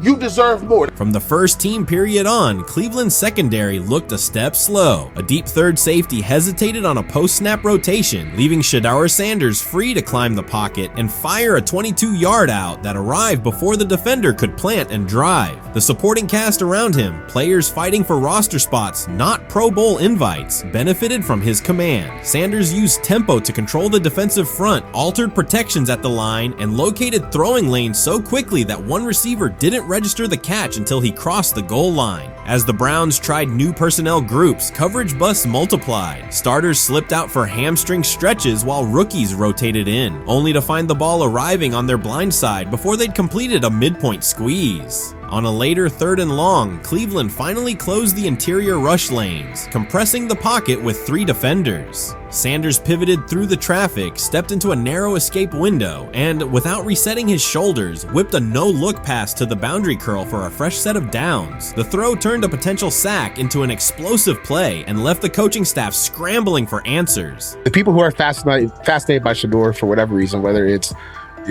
his play, I guess, last year was kind of fun. If you're just like a guy who grew up like loving Deion Sanders and passed that love on down to your kids, I can see why you're like that. The one thing I will give them is you're looking at this quarterback room. If you're a fan of Shedeur and say, why can't he go beat Dylan Gabriel or Joe Flacco or Kenny Pickett? So I do understand that part of it, right? Because why not? Why couldn't he be the Brown starter in October or November? That looks like a quarterback room where everyone will get a chance to start. When he led college football in completion percentage and he threw almost 40 touchdowns for over 4,000 yards, how tall was he? Because they make it seem like he shrunk all of a sudden, RC. Oh, how lively was his arm? Because all I know is somebody did that. Somebody threw for over 4,000 yards, somebody threw for almost 40 touchdowns, and somebody led college football in completion percentage. Now, I'm trying to figure out, what I try to figure out all the time, Mel, is how a guy that hadn't played football in almost 5 months. Shannon Sharpe has publicly defended Shedeur Sanders and criticized those questioning him. Sanders has earned higher recognition and some fans are responding negatively. Although there's debate about whether he belongs on a second team list, Sharpe maintains that Sanders' career is clearly ascending. Reactions on social media are mixed. Some users are angry, others are surprised, and a few say they anticipated this result. The conversation remains active. When reports confirmed that Shedeur Sanders had been elevated from second team to near top tier status, Shannon Sharpe issued an emphatic response. He delivered a detailed rebuttal to critics, underscoring why Sanders deserved the promotion and directly challenging those who doubted the decision. I don't think that he was underprepared during these meetings. I don't believe any of these stories that he showed up arrogant and that he was bombing his interviews. I mean, you watch the film, he's on time, he's on point. You watch his interviews, he answers like a 10-year NFL veteran. Like, he's clearly dominating OTAs. It's every single day there's a new report of how well he's doing for the Browns in OTAs. And I mean, you can say what you want, it's just OTAs. Okay, if that's your new narrative, then he's doing exactly what he needs to be doing. He's on point, he's on time, he's getting the respect of his teammates, and he's making plays. So we're gonna see years down the line, something's gonna come out that I don't know what exactly it was, but something will come out. Critics have been waiting for an opportunity to dismiss Sanders. They labeled him overrated, accused him of benefiting from nepotism, and claimed his profile came only from his last name and polished image. Within their own echo chamber, they cited every game in which he fell short of huge passing numbers as validation of their doubts. Since Sanders has begun receiving formal recognition, criticism has escalated. A wave of self-appointed analysts is dissecting his throwing mechanics and team role, and many online commentators now argue that his promotion reflects deeper problems within the sport. Shannon Sharpe rejected each criticism directed at Shedeur Sanders. During the broadcast, he turned a routine segment into a detailed examination, acting as presenter, interrogator, and fact-checker. Sharpe walked viewers through game film, season statistics, and scouting reports to show why Sanders merited his recent promotion. Whenever a panelist claimed Sanders had not earned the role, Sharpe countered with completion percentages, efficiency ratings under pressure, and documented late-game drives that changed outcomes. He stressed that the backlash was driven less by on-field evidence and more by reluctance to revise earlier opinions. Sharpe argued that critics were upset not because Sanders lacked qualifications, but because his progress contradicted their initial narrative. By the end of the discussion, Sharpe had moved past simple defense and reframed Sanders as a clear example of performance-based advancement, demonstrating that early predictions can be wrong. Never heard of no Dylan Gabriel or Tyler Shock. What the hell is that? So how is Shedeur Sanders going behind them? I'll tell you how. Collusion. 4 different times they passed on him. How the hell does that happen? 4 rounds. It doesn't happen to a quarterback. We've never seen anything like this before. Shedeur Sanders with the watch. Shedeur Sanders with his bravado. Shedeur Sanders with this supposed arrogance or whatever. Shedeur Sanders' advancement did not happen by chance. While detractors questioned his resume online, he continued to prepare, attend every practice, and deliver accurate throws under pressure. The contrast between his output and the complaints directed at him has been stark. Some critics even argued the selection committee was, quote, biased toward performance, as if rewarding strong play were improper. Rumors quickly followed. Certain commentators speculated that a public relations push from the Sanders family must have influenced voters, suggesting everything from coordinated media strategies to alleged favors for coaches. None of these theories addresses the basic point. Sanders earned his promotion through consistent production, poise in the pocket, precise ball placement, and efficient decision-making. Shannon Sharpe highlighted these facts during his response. He noted that Sanders' performance metrics justify the recognition and emphasize that resistance to the move stems more from prior prejudice than from substantive evaluation. For Sharpe, the goal was clear: present the data, challenge unfounded claims, and correct the narrative. The discussion, therefore, became a broader statement about acknowledging merit and abandoning outdated assumption. Colin Cowherd defend college basketball coaches who have gotten a DUI, come to their defense and say they didn't need to be fired, that they deserve a second chance. But Shedeur Sanders drives 40 miles over the speed limit, gets a one-on-one ticket, and Colin Cowherd comes on his show today and says he's out on Shedeur Sanders. He's seen enough. He can't support him anymore.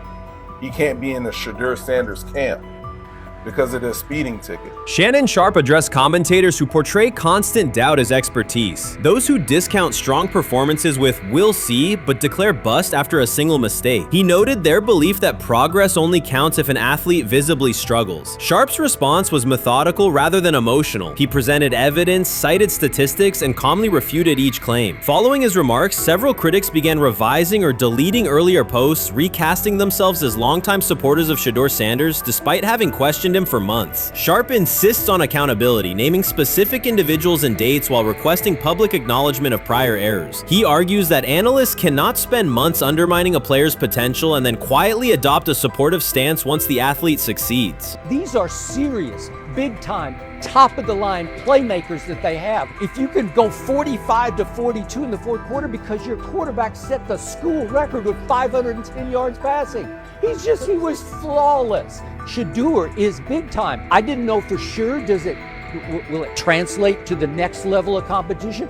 Yes, yes, it might translate to the next level of competition as he can play. Critics who once claimed Shedeur Sanders was unprepared now hesitate to acknowledge their mistake. They resist retracting earlier comments and struggle to accept that an athlete can succeed without their approval. Sanders continues to share practice clips and game highlights without engaging the debate, while Shannon Sharpe documents every dismissive remark, ready to revisit them on national television. The disapproval did not slow Sanders. It underscored his progress and exposed the gap between perception and performance. As a result, the conversation has shifted. Analysts who doubted him now describe him as undervalued and publish detailed evaluations of his mechanics and game management, suggesting long-standing familiarity with his career. In a matter of weeks, critics have recast themselves as advocates, demonstrating how quickly opinion can change when consistent results leave little room for doubt. Shannon Sharpe signaled that his commentary is not over. He considers Sanders' advancement a positive outcome for every athlete who has been overlooked or criticized for having confidence. Sharpe stressed that analysts do not have the authority to determine who deserves recognition based on personal preference. The reaction to Sanders' promotion, he argued, revealed how quickly opinions can shift once results are undeniable. Sharpe pointed out that many vocal critics became quiet when confronted with objective performance data. This exchange, Sharpe insisted, reached beyond defending a single quarterback. It challenged the practice of dismissing achievements that do not fit familiar narratives. He reminded viewers that success does not require external approval and that consistent talent will surface despite online commentary intended to minimize it. While critics reconsider their positions, Sharpe remains steady, assigning credit to the athlete and allowing the scoreboard to confirm the argument. In his view, the statistics speak clearly enough. Sharpe also emphasized that the intensity of the backlash must be placed in context. College football is a volatile environment where unexpected outcomes are common. Therefore, declaring failure based on incomplete evidence only weakens the credibility of sports analysis. The discussion underscored the need for measured evaluation rather than reactive judgment. Zach Jackson and him and everybody else that we talked to have said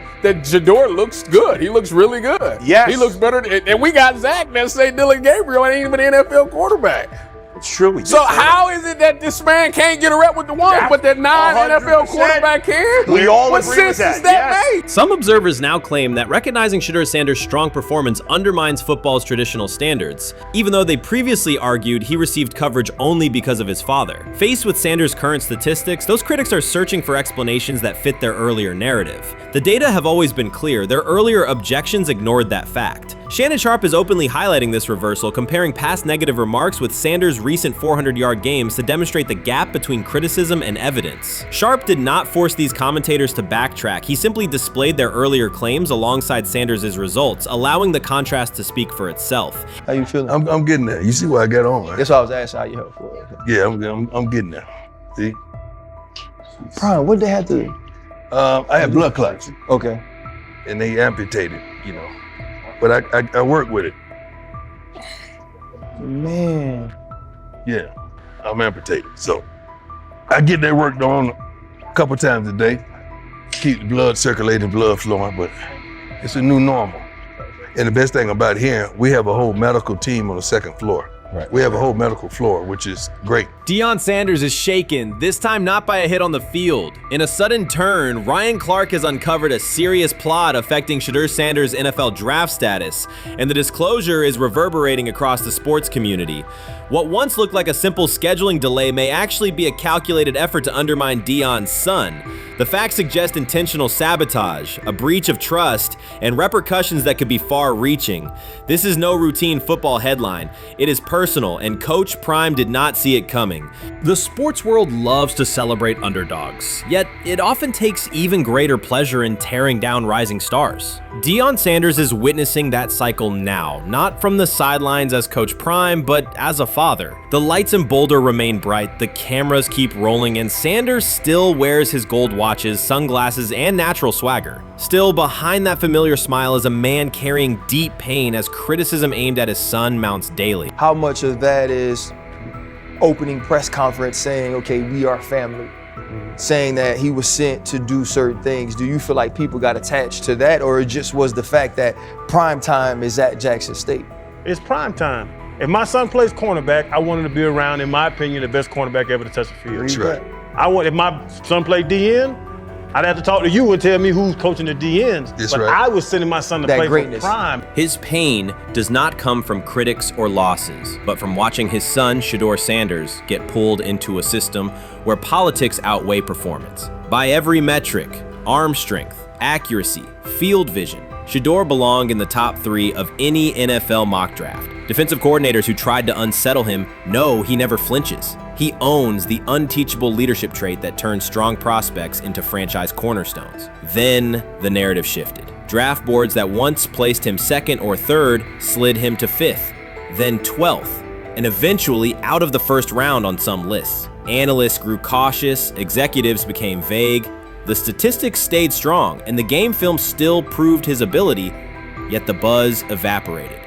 The abrupt silence felt deliberate and wrong. Former NFL safety and respected analyst Ryan Clark then delivered an unfiltered disclosure, not on a scheduled TV segment, but in an unscripted comment. He stated plainly that influential figures inside the league were not overlooking Shedeur Sanders. They were actively holding him back. The motive, Clark said, was political, and the real target was Deion Sanders, Hall of Famer, architect of Jackson State's resurgence, and the coach who turned a 1-11 Colorado program into a national headline. Deion's refusal to conform, wearing sunglasses indoors, dancing with players, speaking candidly, challenged an establishment that favors predictable images and rehearsed statements. According to Clark, that resistance to tradition was not forgotten. When Shedeur displayed the same mix of talent and confidence, concern spread through front offices and media circles. Questions about leadership style and attitude surfaced. Coded language for discomfort with a quarterback who mirrors his outspoken father. Clark's point was clear. The issue is not Shedeur's performance. If he had posted identical numbers at Ohio State or Alabama, endorsements and media specials would follow. Instead, interest cooled, because the Sanders family embodies a self-made identity the league cannot easily manage. Their visible pride and independent brand challenge a system that prizes control. And that threat, not football ability, is what Clark believes is suppressing Shedeur's draft stock. He lied to us all when he said that this was going to be an open competition, a 4-man open competition when it comes to the QB situation up there in Cleveland, in which, from the looks of it, all we've seen it be was a 3-man race. The only people that has been getting reps in with the first team or with the veterans are Joe Flacco, Kenny Pickett, and Dillon Gabriel. We've never seen my boy Shedeur Sanders get a chance to get in. Even with him doing the things that he has been doing up there, he has yet to get in with the... Shedeur Sanders was caught off guard by Coach Kevin Stefanski's recent remarks, which have sparked talk of bringing in another starting quarterback. Commentators are debating whether Stefanski's comments reflect eroding confidence in Sanders or a brief lapse in judgment, but the rookie now faces intensified scrutiny over his role. The Browns, we got an analyst that says that Shedeur Sanders should have some kind of a ban? Banishment of some kind? Come again? Say what? For what? And we've got, this would be more troubling. If I'm a Browns fan, and this is where we're going to start, potential dissension in the ranks of the front office and the coach. And over what? Quarterback. When a program's headline quarterback suddenly becomes the subject of sideline murmurs and quiet searches for replacements, the situation is unmistakable. It's a breach of trust. Shedeur Sanders, the passer who put Colorado back in national conversations with his production and profile, has just received a clear message that his job security is in question. Coach Kevin, the assistant previously considered to be in Sanders' corner, made remarks that ignited speculation about changing quarterbacks. Fans, analysts, and even Deion Sanders are now reassessing the team's unity and its true plan for the position. The comment was no accident. It was a deliberate signal that the staff may soon elevate a backup. For perspective, Shedeur Sanders did not step into ideal conditions last season. He was sacked so often that Colorado could have dedicated a locker to every opposing edge rusher who reached him. Could I possibly go to bat for Kevin Stefanski as a great head coach? No, I couldn't. Could you go to bat against him, saying he's a horrible head coach? No, I can't. I think that's why we fall in the middle. I think that's why in a lot of these discussions, and that's why a lot of the rankings, you see him right now in that 15 to 20 range, somewhere in that middle pack of NFL head coaches. I've said earlier, Kevin Stefanski has already been given more head coaches than any coach I've ever seen in Cleveland. Starting with the decision to move on from Baker and him clearly still having another level to get to in Tampa. Last season, Shedeur Sanders often had to operate behind an offensive line that provided minimal protection. Yet he still delivered precise throws and critical drives. At times, he seemed to be carrying a struggling roster almost on his own. Despite the constant pressure, he never complained, never threatened to transfer, and never acted entitled. He remained with Colorado because he trusted the program, trusted his father, and believed in the team's larger mission. That loyalty is is why Coach Kevin Stefanski's recent statement that the quarterback competition is wide open struck so sharply. The remark implies that Sanders' starting role is insecure, as though the player who absorbed countless hits while holding the offense together is simply another name competing with walk-ons and first-year athletes who are still learning the cadence. This goes beyond ordinary coach language about fostering competition. It introduces genuine uncertainty about the staff's confidence in Sanders and invites speculation that Colorado is actively assessing outside options through the transfer portal. By characterizing the position as vacant, Stefanski has planted seeds of doubt that could quickly evolve into rumors and undermine the stability of the locker room. I'm sorry, but when it comes to quarterback, I'm going to defer to my head coach, generally speaking, especially one with Stefanski's track record and how he's viewed across the league. So this is interesting because it tells you Kevin Stefanski's not a Shedeur Sanders guy. And it also tells us who made these picks. Exactly. The Cleveland Browns made a rather awkward decision in the NFL draft, opting to take quarterback Dillon Gabriel in the 3rd round well before he was expected to fly off the board. Then 2 rounds later, the Browns took fellow quarterback Shedeur Sanders. So what exactly is going on? Discussion has begun about whether Colorado is actively evaluating another quarterback and preparing for life after Shedeur Sanders. Analysts are debating whether Coach Kevin's move is calculated strategy or a misstep that jeopardizes team stability. Sanders remains a top NFL prospect, Deion Sanders' son, and the program's public face. His highlights dominate social media and his jerseys outsell the team's victories, yet he is once again being asked to reaffirm his position. The issue is more than routine roster management. It intersects with the family dynamics that shape the program. By portraying the quarterback job as open, Coach Kevin signals to both Shedeur and Deion that the staff is willing to move on despite Sanders' stature. For Shedeur, sitting through film sessions while hearing talk of potential replacements adds an unwelcome layer of uncertainty to an otherwise proven resume. The decision may reflect a desire for a quarterback with a different profile, perhaps someone more mobile and system-oriented, rather than a dismissal of Sanders' accomplishments. They say training camp decides depth charts, but Shedeur Sanders began fighting for his job long before he will step inside the Browns facility. While most first-year players squeezed in one last vacation, he slipped onto a private field in Texas, strapped on Cleveland's helmet and shoulder pads, pulled a fresh number 2 jersey over his chest, and started rifling timing routes as if it were the opening drive of week 1. No cameras, no hype track, no product placement, just sweat, cadence, and ball placement. A rookie does not rehearse in full game gear unless he already envisions himself commanding the huddle. Plenty of observers shrug that clip off. They insist the 5th rounder, quote, isn't ready, cling to depth chart conventions, or whisper that the name across his shoulders did most of the talking on draft day. Maybe it is the Deion connection, maybe it is a preference for prospects who blend quietly into the background, or maybe the league's gatekeepers fear the possibility that the kid is better than the quarterbacks they have spent months promoting. Whatever the motive, the countdown has started, and video rarely lies. Shedeur Sanders is not preparing to arrive. He is preparing to lead. Footage of a 22-year-old quarterback running live reps in July should dominate highlight loops, but it barely registers on national outlets. Why? It ruins the tidy narrative. The easy storyline paints Shedeur as a pampered legacy prospect banking on his father's fame. Yet the tape shows something different. A rookie drenched in afternoon heat, drilling footwork, calling protections, and imagining cover 2 rotation before the first official meeting ever takes place. Elite mental prep looks boring on social feeds. It looks devastating when the season starts. Walk into Cleveland's quarterback room and you step into politics, not simply competition. Joe Flacco, a Super Bowl MVP in decline, carries institutional trust. Kenny Pickett, rescued from Pittsburgh's reset, carries hometown intrigue. Dillon Gabriel, the 3rd round system fit, carries draft capital the staff must justify. And then there's Shedeur, the lightning rod whose presence alone spotlights every bias in the evaluation process. Coaches frame it neatly. Rookies must wait their turn. The truth is less polite. Practice snaps are currency. Perception is elastic, and early allocations already favor Pickett and Flacco. It is the oldest playbook in the league. Lock vets into the headline roles before pads even crack. Then let repetition shape reality.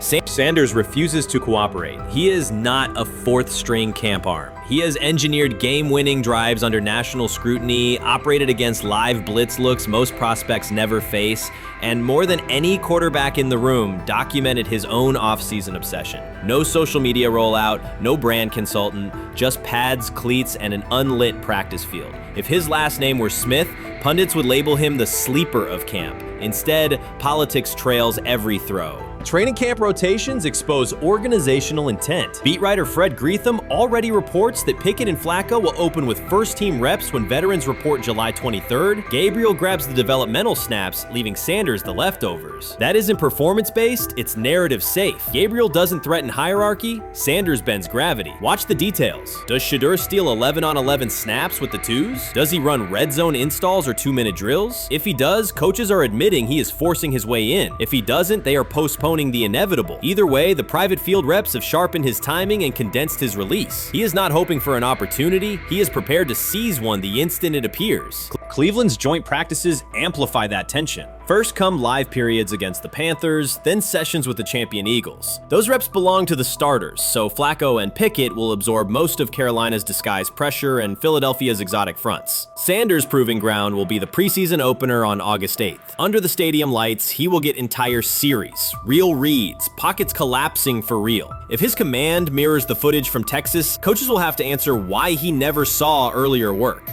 Reps are scarce. 10 padded practices separate veteran arrival from game 1. Even an even split, something that never happens, would hardly suffice. Instead, the staff will funnel snaps toward the comfortable choices. That strategy can bury a rookie, but it can also spark an eruption when limited opportunities turn into highlight drives. One flawless touchdown march in the second half of a preseason game, and the dog pound will chant his name. Then the staff's narrative control evaporates. Criticism of Sanders has never matched the scrutiny applied to his peers. Analysts nitpick a ball pat, a foot angle, a pump fake, Pickett's inconsistency, Flacco's diminishing velocity, Gabriel's college system crutches. Discuss politely, if at all. With Shedeur, the critiques arrive as coded doubts. Does he rely on the family brand? Is he coachable? Can he stay humble? That double standard is as old as the league's resistance to outspoken black quarterbacks. Add Deion's unapologetic persona, and each Sanders rep becomes a referendum on establishment comfort levels. Shedeur answers not with rebuttals, but with work. Work captured in silent footage more deafening than any debate show monologue. Quarterback drama masks broader roster cracks. The Browns receiver group is crowded yet unproven. The safety room failed to create turnovers a year ago. Interior defensive linemen are still rehabbing, and the offensive line must retool on the fly. Which quarterback can navigate that turbulence? Flacco's pocket mobility is limited. Pickett's confidence remains fragile. Gabriel is months away from processing NFL disguises. Sanders, forged by perpetual doubt, offers poise under chaos and meticulous preparation, a combination this franchise has lacked since, well, almost forever. Forget politics, depth chart etiquette, and recycled sound bites about developmental timelines. The only metric that counts now is who did the work. Sanders pounding through full gear scripts in late June is not vanity, it's vision. While the league sleeps, he refines his drop steps. While media speculate, he rehearses third down checks. He has already decided what he is. The organization must decide if it can recognize it in time. The preseason will provide the answer. Live bullets, real blitzes, stadium noise. When those throws leave his hand under pressure, no one will discuss ball pats or surnames. They will ask how a quarterback this prepared slipped to round 5. And if the performance matches the preparation, excuses about lack of reps will dissolve. It will be production against perception, and Shedeur Sanders has been producing where no one could see. Ready is the wrong word. He has been ready. Watson says he has been mentoring Shedeur Sanders at the quarterback position. The biggest failure in the NFL is now mentoring quarterbacks. The most overpaid underdeliverer at the position is now mentoring 2 rookie QBs and a Super Bowl champ. So what exactly are you mentoring him at?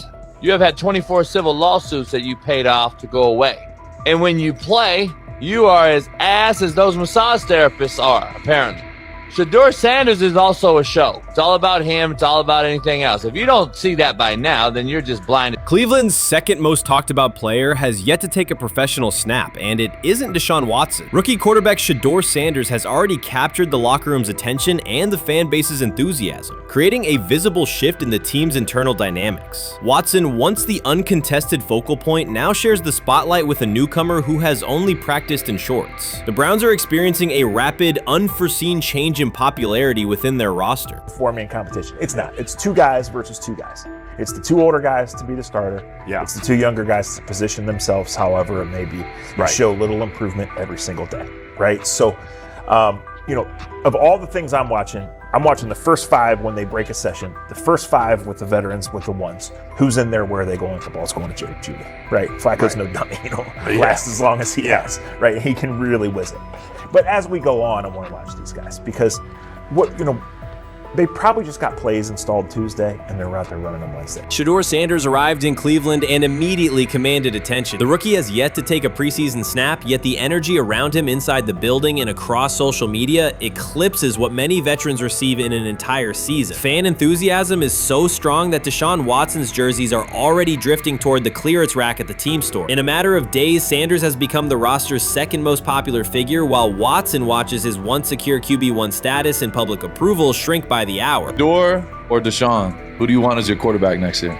Honestly, Shedeur. I love Deshaun though.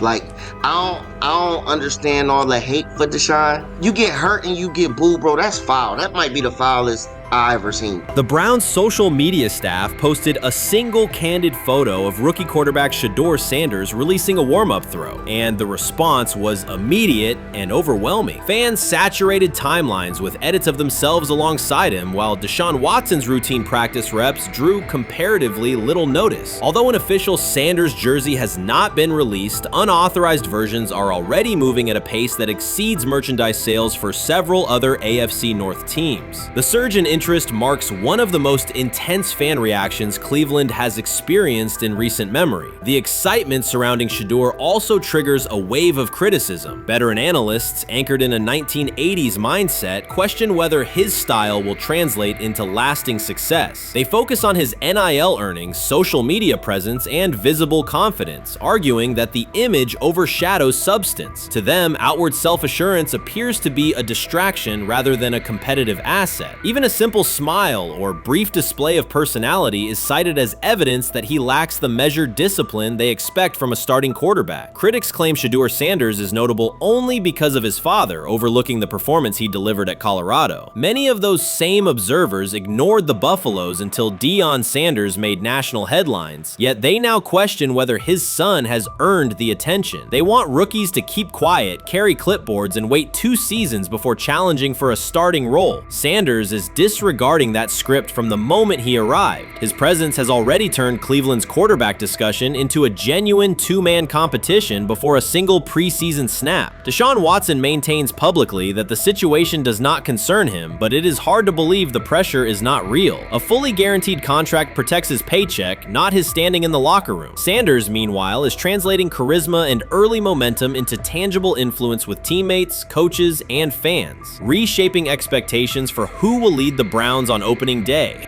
I'm a firm believer. If I wanted Shedeur Sanders at 2, at worst at 33, of course I already think that he's better than other quarterbacks. Because that's the type of talent, that's where I would have picked him at.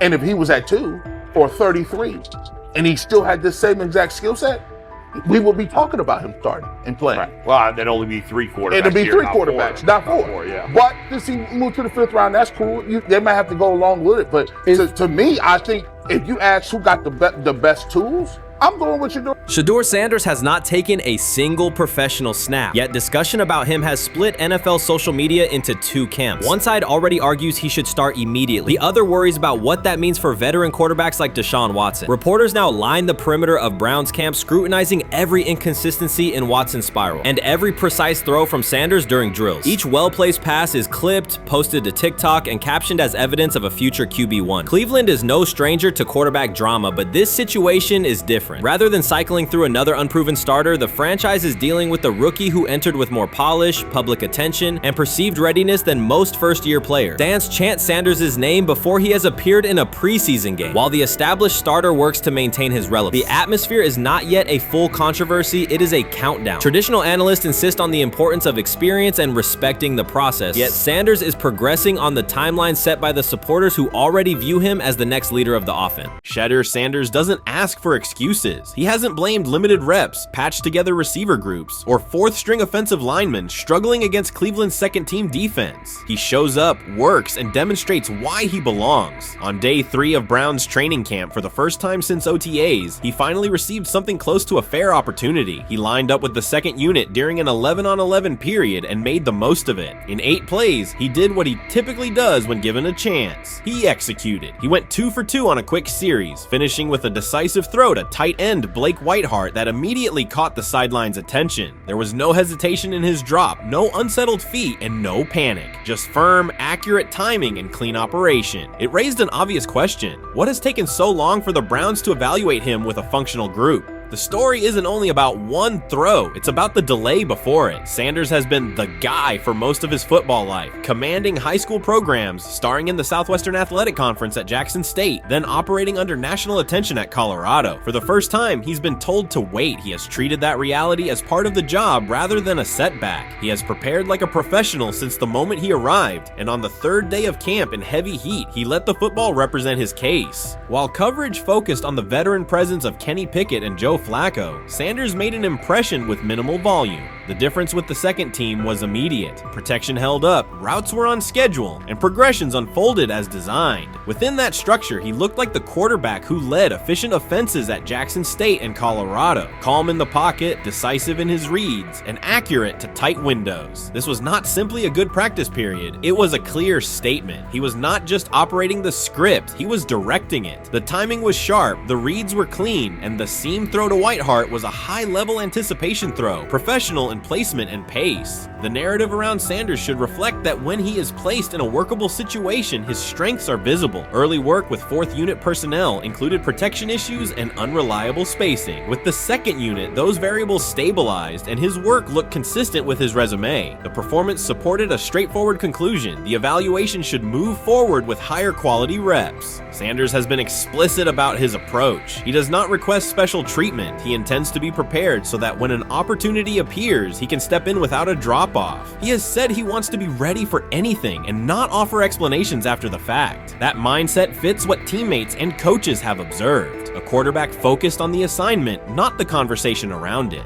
The conditions were demanding: relentless sun, heavy humidity, and a practice tempo that stressed decision-making. Many players fatigued as the session wore on. Sanders did not show signs of rushing reads or forcing the ball. He managed the pocket, reset his base when necessary, and continued to deliver on time. The path he has taken, HBCU starter in the SWAC, then Power 5 starter under constant attention, has prepared him for compressed evaluation windows. He has been under scrutiny for years. The heat did not change his process. He moved defenders with his eyes, anticipated breaks, and stepped into throws with balance. The crowd was not chanting his name, and there were no ovations. That was irrelevant to the task. He is focused on the locker room and the staff, and he is building credibility the same way he did at previous stops, by being reliable when the ball is snapped. Quarterbacks coach Bill Musgrave has emphasized ignoring external noise and keeping attention on install, footwork, and timing. Sanders is familiar with the dynamic. He has been followed by cameras and commentary since his early teens. He has experience living with attention and still adhering to routine. Under heat, with a narrow set of snaps and multiple decision points, he stayed composed and effective.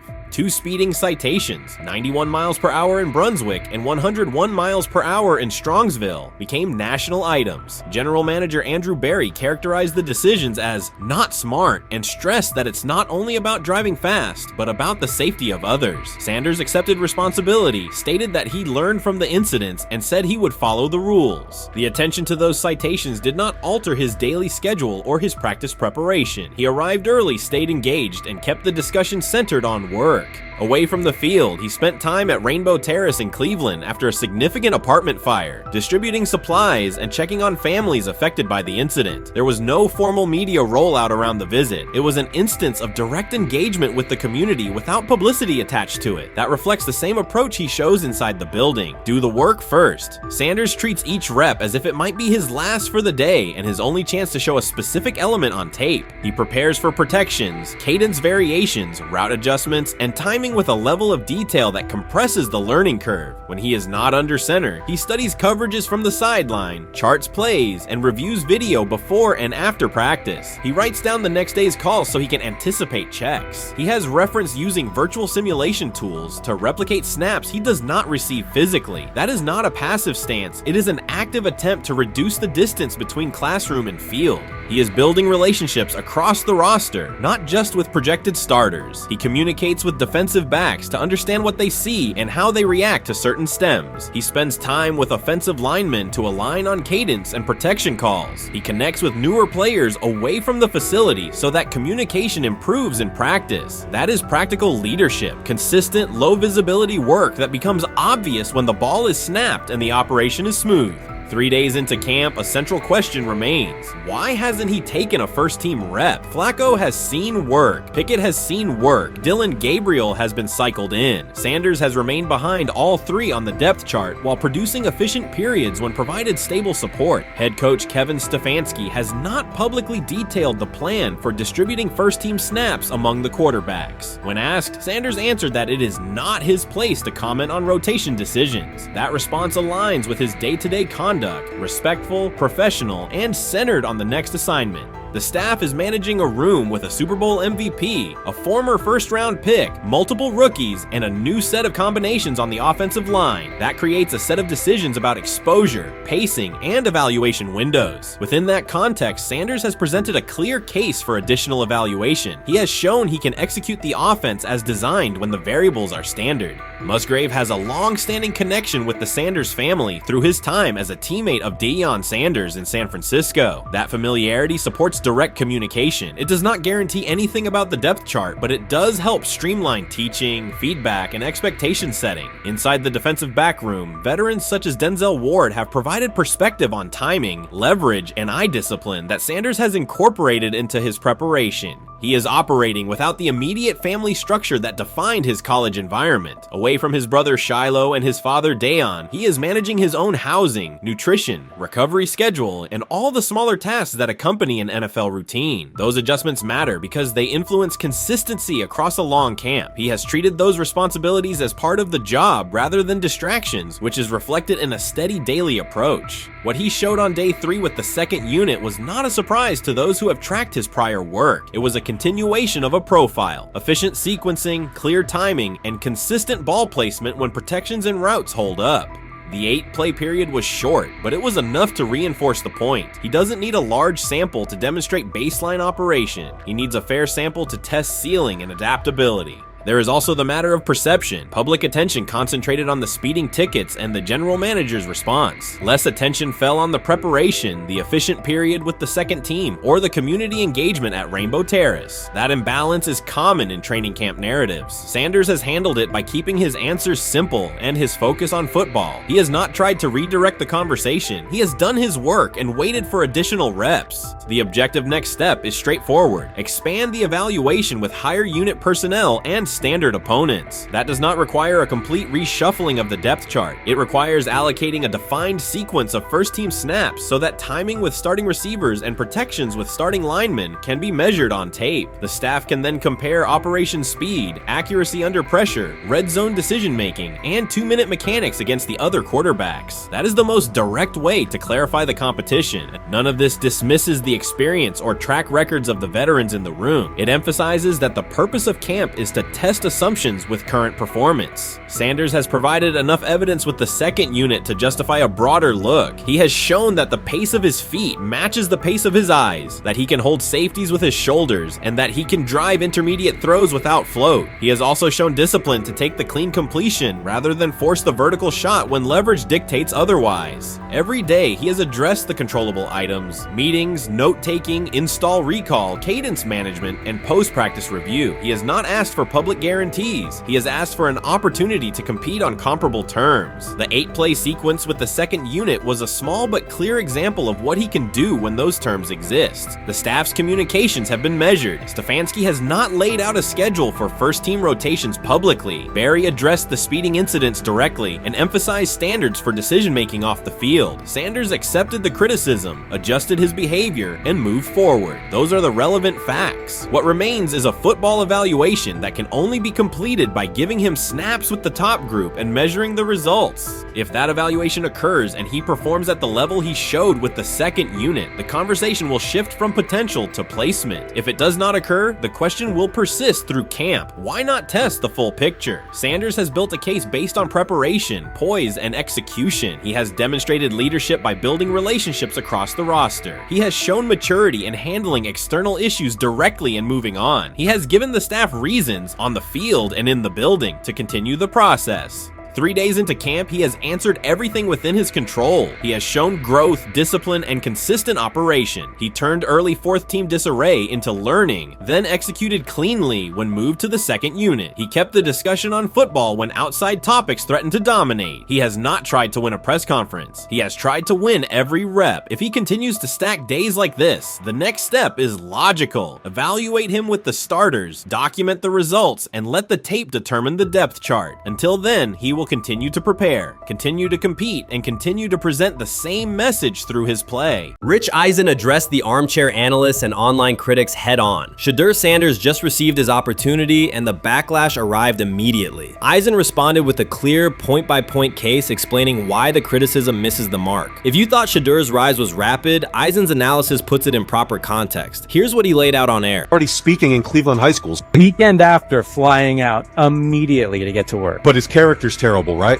You know, and listen, oh, he interviewed bad, you know, according to who? The New York Giants? No offense, Bert. The same New York Giants that gave Daniel Jones a huge contract and let Saquon Barkley out the door, that's the intel we're trusting here? That was for him to celebrate. He just made, I mean, look, he put in work in college.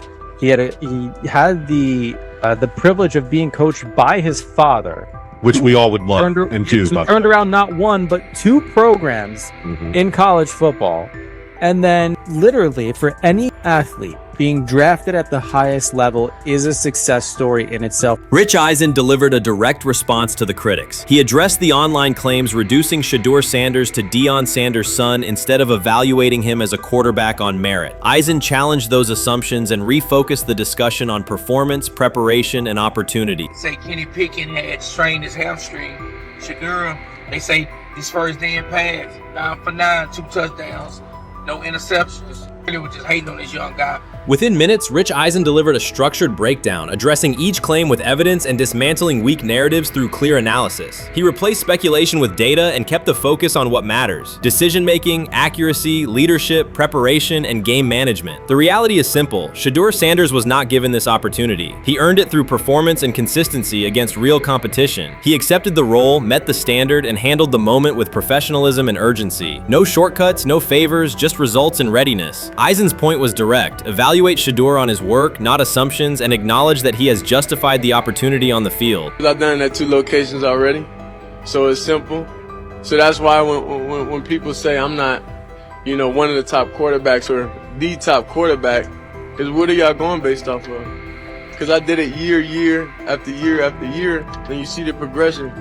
So it's like, obviously it got to be some type of external hate that you have for the family, for the last name, for anything, because I know I proved myself. While many were still debating whether he was NFL ready, Shedeur Sanders stepped onto the practice field and operated like a clear QB1, setting protections, controlling tempo, and executing the plan. The narrative that he is just flash, media attention, or his father's influence does not hold up against his work in installs, progressions, and situational drills. What he showed was composure, efficiency, and command of the offense. He processed quickly, protected the football, and delivered on-time throws, demonstrating preparation and control. I'm a firm believer. If I wanted Shedeur Sanders at 2, at worst at 33, of course I already think that he's better than other quarterbacks. Because that's the type of talent, that's where I would have picked him at. And if he was at 2 or 33, and he still had the same exact skill set, we would be talking about him starting and playing. Right. Well, and then only be 3 quarterbacks. It'll be here, 3 not quarterbacks, 4. not 4. Yeah. But since he moved to the 5th round, that's cool. They might have to go along with it. But to me, I think if you ask who got the best tools, I'm going with Shedeur Sanders. From the first day of camp, he was not there to get by. He arrived to lead. There was no hesitation in installs, no lapses in fundamentals, just precise timing, clean footwork, and consistent velocity to every level of the field. He managed protections, controlled cadence, and delivered in situational work, showing command rather than learning on the fly. The approach was efficient and disciplined, with attention to detail and progressions and ball placement that reflected preparation, not improvisation. At the same time, Rich Eisen addressed the narrative directly and backed it with evidence. He laid out clips, context, and performance markers to cut through speculation. Eisen emphasized that Shedeur Sanders did not step into this moment because of publicity. He built toward it through sustained work, resilience, and results. The background, media readiness, high football IQ, and a professional approach was developed over years, not days, and it translated to immediate operational control of the offense. The resistance came from familiar places. Some in the traditional guard still frame mobile quarterbacks as limited and expected the nepotism label to define him. That view did not hold up against what was on the field. Composure under pressure, secure decision-making, accurate throws into tight windows, and consistent execution in red zone and 2-minute sequences. Eisen's point was clear. Evaluate Shedeur Sanders on performance and readiness. The evidence shows he earned the opportunity and is meeting the standard with accountability and consistency. Yeah, teams didn't draft him because they didn't think he was first-round talent. And the quote we played and that's on the screen, I think is flatly wrong. We all know this shouldn't have happened. Yes, it should have. It should have happened because this wasn't. Now, again, teams can be wrong. The league as a whole can be wrong. Hell, the Baltimore Ravens drafted a 25-year-old tight end before they drafted Lamar Jackson in the same draft. The die is not cast on who Shedeur Sanders. He stated it plainly. This is not a celebrity appearance. This is a quarterback with pocket presence, leadership, and decision-making that stands on its own. You either show it or you settle into a backup role. Shedeur Sanders is not auditioning. He is establishing himself as the starter. When the opportunity arrived, whether through injury, trade, or depth chart changes, Shedeur was prepared and delivered. He did not hesitate. He executed the offense and finished drives. As others tried to catch up to what they were seeing, Rich Eisen reinforced the same message he has been repeating: evaluate the work. Camp reports have been consistently positive, but the important shift is how the performance is being received. Casual attendees who came to observe left talking about Shedeur's command and poise. Detailed observers focused on his pre-snap reads, protection checks, and audibles, highlighting the mechanics, timing, and ball placement that support efficient, controlled play. That's exactly what he says. I'm told the footage of Shedeur Sanders meeting with the Giants is so bad that both the Browns and the Sanders family have threatened legal action if it is published. The New York Giants have released audio from their draft interview with Shedeur Sanders, and the disclosure has drawn intense public reaction. Fans want to know whether Sanders made critical remarks and why the Giants shared material that should have remained confidential. The situation revolves around an open microphone, contentious comments, and the broader implications of the leak. The New York Giants published a brief, edited segment from their interview with Shedeur Sanders and withheld the remaining footage. Observers are debating whether this was a strategic public relations decision or an attempt to discredit him. The team has offered no additional explanation, and many fans view the limited release as inadequate and potentially misleading. They are demanding full transparency and accusing the organization of orchestrating a negative narrative. While criticism of Sanders is vocal, his supporters are responding with equal intensity. There was another team that he sat down with. What do you mean it didn't go well after that? So he was pissed that they did that to him. They did that to him. He counter-confronted the them. same thing they do to every other quarterback prospect. They did that to him. They slide in a mistake to see if you catch it. Right. And so because you're the quarterback. But he didn't take it as a correction. He took it as like he got pissed off. Yeah, and it's like so here's another one. So another one was, he throws a bad interception, and it was a deep throw early in the game, and he comes back and they go in the meeting, they show the interception. The Giants have released only a brief excerpt of the interview and are refusing to share the rest. Their decision has drawn criticism across TikTok, X, and Facebook, where many see it as a poorly handled public relations move. Fans are calling for the full recording to be published so the situation can be judged in its entirety. The GM is on film that the son, they asked the son last draft, yo, Who you think I should pick? His son like, yo, you need to get the Jaden Daniels, big. This is what his son, it's on tape. You should go Jaden Daniels. He laughing at his son. And all right, cool, get Jaden Daniels. I don't even know how that tape got out. I wouldn't have let the shit get out. Shedeur Sanders appears unfazed by the situation. Although the Giants suggested he was more hype than substance, their handling of the interview has instead elevated his visibility. Analysts across major sports outlets are now discussing him more than before, keeping his name prominent in the news cycle. New York Giants, where these tapes at? You hear me? Because if Shedeur Sanders was so unprofessional, y'all would have leaked the tapes for the whole world could see, right? Cause understand, it's a lot of he say, she say. But one thing I do know, as a young black man growing up in this world, being straightforward and not sugarcoat anything. The Giants' PR team appears to reject Sanders' family connection outright, a decision many view as unprofessional and lacking nuance. Internal discussions seem to have dismissed quarterbacks with prominent relatives as poor fits for the organization, revealing limited awareness of public perception. The response was swift. A single edited clip ignited widespread debate on social media, with fans asking why essential segments were held back and what the team might be hiding. Critics argue that if the full interview contains nothing damaging, the club should release it in its entirety. Online discussion intensified immediately and continues to gain momentum. What they do during the film and the combine and the meetings is teams will install mistakes intentionally planted in the install, and they want you to catch them. Shedeur didn't, and when a coach called him out, once again, it didn't sit well. It's like, bro, there's not many teams needing quarterbacks, especially since Pittsburgh appears to have a deal with Aaron Rodgers and Tennessee's getting Kale Moore. The Giants' decision to withhold the full interview has produced an unintended result. Instead of diminishing interest in Shedeur Sanders, it has intensified it.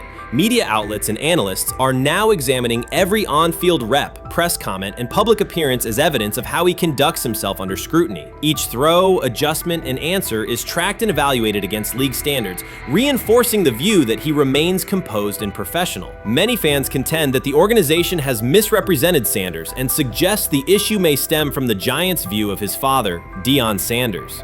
They see the partial release as an attempt to raise doubts about his character by association. That perception has only made his profile more compelling. The discussion has shifted from whether he deserves a high draft position to how effectively he withstands sustained pressure. Sanders is now regarded not just as a talented prospect, but as a symbol of resilience, central to debates about transparency and organizational strategy. Even if the Giants eventually provide more context, the visibility they have created for him is unlikely to fade. The most fun yet the most difficult thing I cover and we cover all year long is not games, it's the NFL draft. Because I've said this many times, you get lied to for a month to 2 months up to it. And so often during the draft, and every few drafts, there's a guy that really falls, precipitously falls. This year it was Shedeur Sanders, it's been Aaron Rodgers, it's been Dan Marino. Every few years somebody falls a lot. And so, but those stories don't come out until like the fall. Criticism of Shedeur Sanders from within the Giants organization has become increasingly public. Team communications appear focused on casting him as an overhyped prospect, whose character should be questioned, a narrative that seems aimed at shaping opinion rather than assessing performance. Yet each selective release or negative remark has instead amplified attention on Sanders and elevated his reputation. Efforts to confine him to a narrow, unfavorable image continue to produce the opposite effect, reinforcing his position as an underdog who endures external pressure. The debate has shifted from football analysis to broader concerns about narrative control and transparency. Fans, reporters, and online communities are still urging the Giants to publish the full interview, arguing that only complete context can resolve speculation. The organization's refusal to comply has intensified scrutiny and led many observers to conclude that the team underestimated public reaction and now faces questions it could have avoided with full disclosure. The tapes, the New York Giants have the tape. They definitely have the tape. It's confirmation that they have the tape. Shedeur didn't do nothing. It's what they saying he did. I'm gonna tell you what these mixed reaction right here. So we already know about the New York Giants, but the Pittsburgh Steelers head coach Mike Tomlin reported admired Sanders' talent but hesitated to draft him due to previous challenges with quarterbacks like Russell Wilson and Justin Fields, leading to more cautious approach. Las Vegas Raiders. Sanders met with Raiders at the NFL scouting combine and expressed enthusiasm about potentially joining the team. His familiarity with the West Coast offense and quick release was noted positive, though concerns about his ceiling. Hours after the Giants posted that short audio clip, the timeline never slowed. Comment threads filled with frame-by-frame breakdowns, lip-read attempts, and side-by-side comparisons of what was said versus what was left out. Reporters called league contacts. No one could explain why a franchise would stir this level of curiosity only to seal the vault. Each refusal sharpened focus on Shedeur Sanders, turning routine throws into national talking points. Analysts kept circling back to the same note. His cadence at the line looks unchanged, steady against the noise. Hashtags demanding the full interview, trend drop, and trend again. Podcast hosts bump scheduled segments to lead with the leak. Rival teams get asked how they would handle a similar situation, then quietly check their own archives. Inside Giants headquarters, the plan to shape the story looks less like strategy and more like a slow burn spotlight they can't switch off. And now every preseason snap, every media availability, every stray sideline camera angle gets fed into a loop that asks, what are they still hiding? The file remains locked. Curiosity keeps compounding. Until someone presses upload or steps to a podium and explains the redactions, the subject drifts away from depth charts and play design, fixing instead on secrecy, control, and the risk of underestimating how fast attention turns pressure into permanence. Momentum isn't fading, it keeps recalibrating. Louder, impossible to mute. You made an interesting point. So I tend to have the drip, drip, drip. This was my Johnny Manziel theory, is that everybody makes mistakes, especially when you're young. But if I see 2, 3, 4, 5, then you've got a plumbing issue. It's not just you didn't close the faucet. So there's about 6 pieces of video in college where Shedeur was a little bit of a brat, whatever. Then there's the legendary cringy draft room. Didn't love that as a B prospect. Then there's back-to-back speeding tickets, both over 90, and a missed arraignment. The NFL is navigating unexpected headlines after a former Browns coach publicly defended Shedeur Sanders in response to reports of multiple speeding tickets. The coach's statement has sparked extensive online debate. Supporters welcome the show of loyalty, while critics question the motive. Sanders now finds himself at the center of an unforeseen controversy, and observers want to know why a Cleveland coach is standing so firmly in his corner. The story is developing rapidly and continues to draw intense attention. When it came out that he got a speeding ticket, I said it's not really that big a deal. I feel very differently about it now. Over 40 miles an hour over the speed limit, less than 2 weeks after you just got a ticket.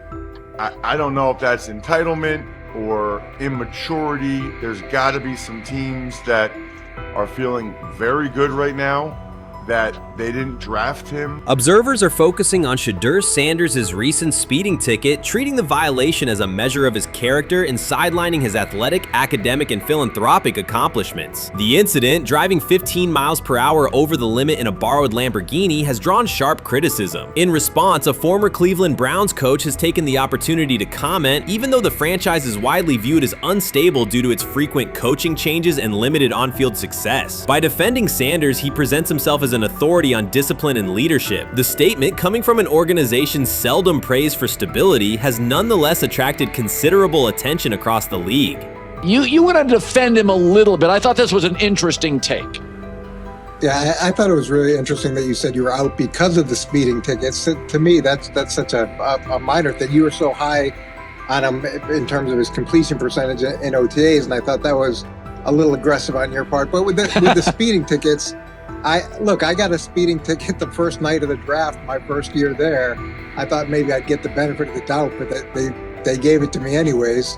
As soon as the former Browns coach defended Shedeur Sanders, social media erupted with commentary, resembling the volume of draft night coverage. Posts and opinions appeared within minutes, and criticism escalated rapidly. Detractors amplified Sanders' minor speeding violation, while supporters argued that such reactions were disproportionate to a single traffic citation. Shedeur Sanders received 2 speeding citations, and the minor traffic issue quickly drew national attention. Before considering the former Browns coach's response, it is is useful to clarify the facts. Sanders, son of Pro Football Hall of Famer Deion Sanders and a current college quarterback, was twice ticketed for exceeding the limit while driving a high-performance vehicle. Commentary on social media escalated rapidly, with critics framing the incident as a significant character concern, even as the league has historically tolerated far more serious legal transgressions. Stepping into the debate, a former Cleveland Browns coach, best known for a tenure filled with losses and contested decisions, issued a strong public defense. He argued that 2 speeding tickets should not define Sanders' reputation or overshadow his on-field talent and community work, urging a balanced assessment of the player's actions. I don't love it from a 5th-round draft pick. I don't love that it happened multiple times.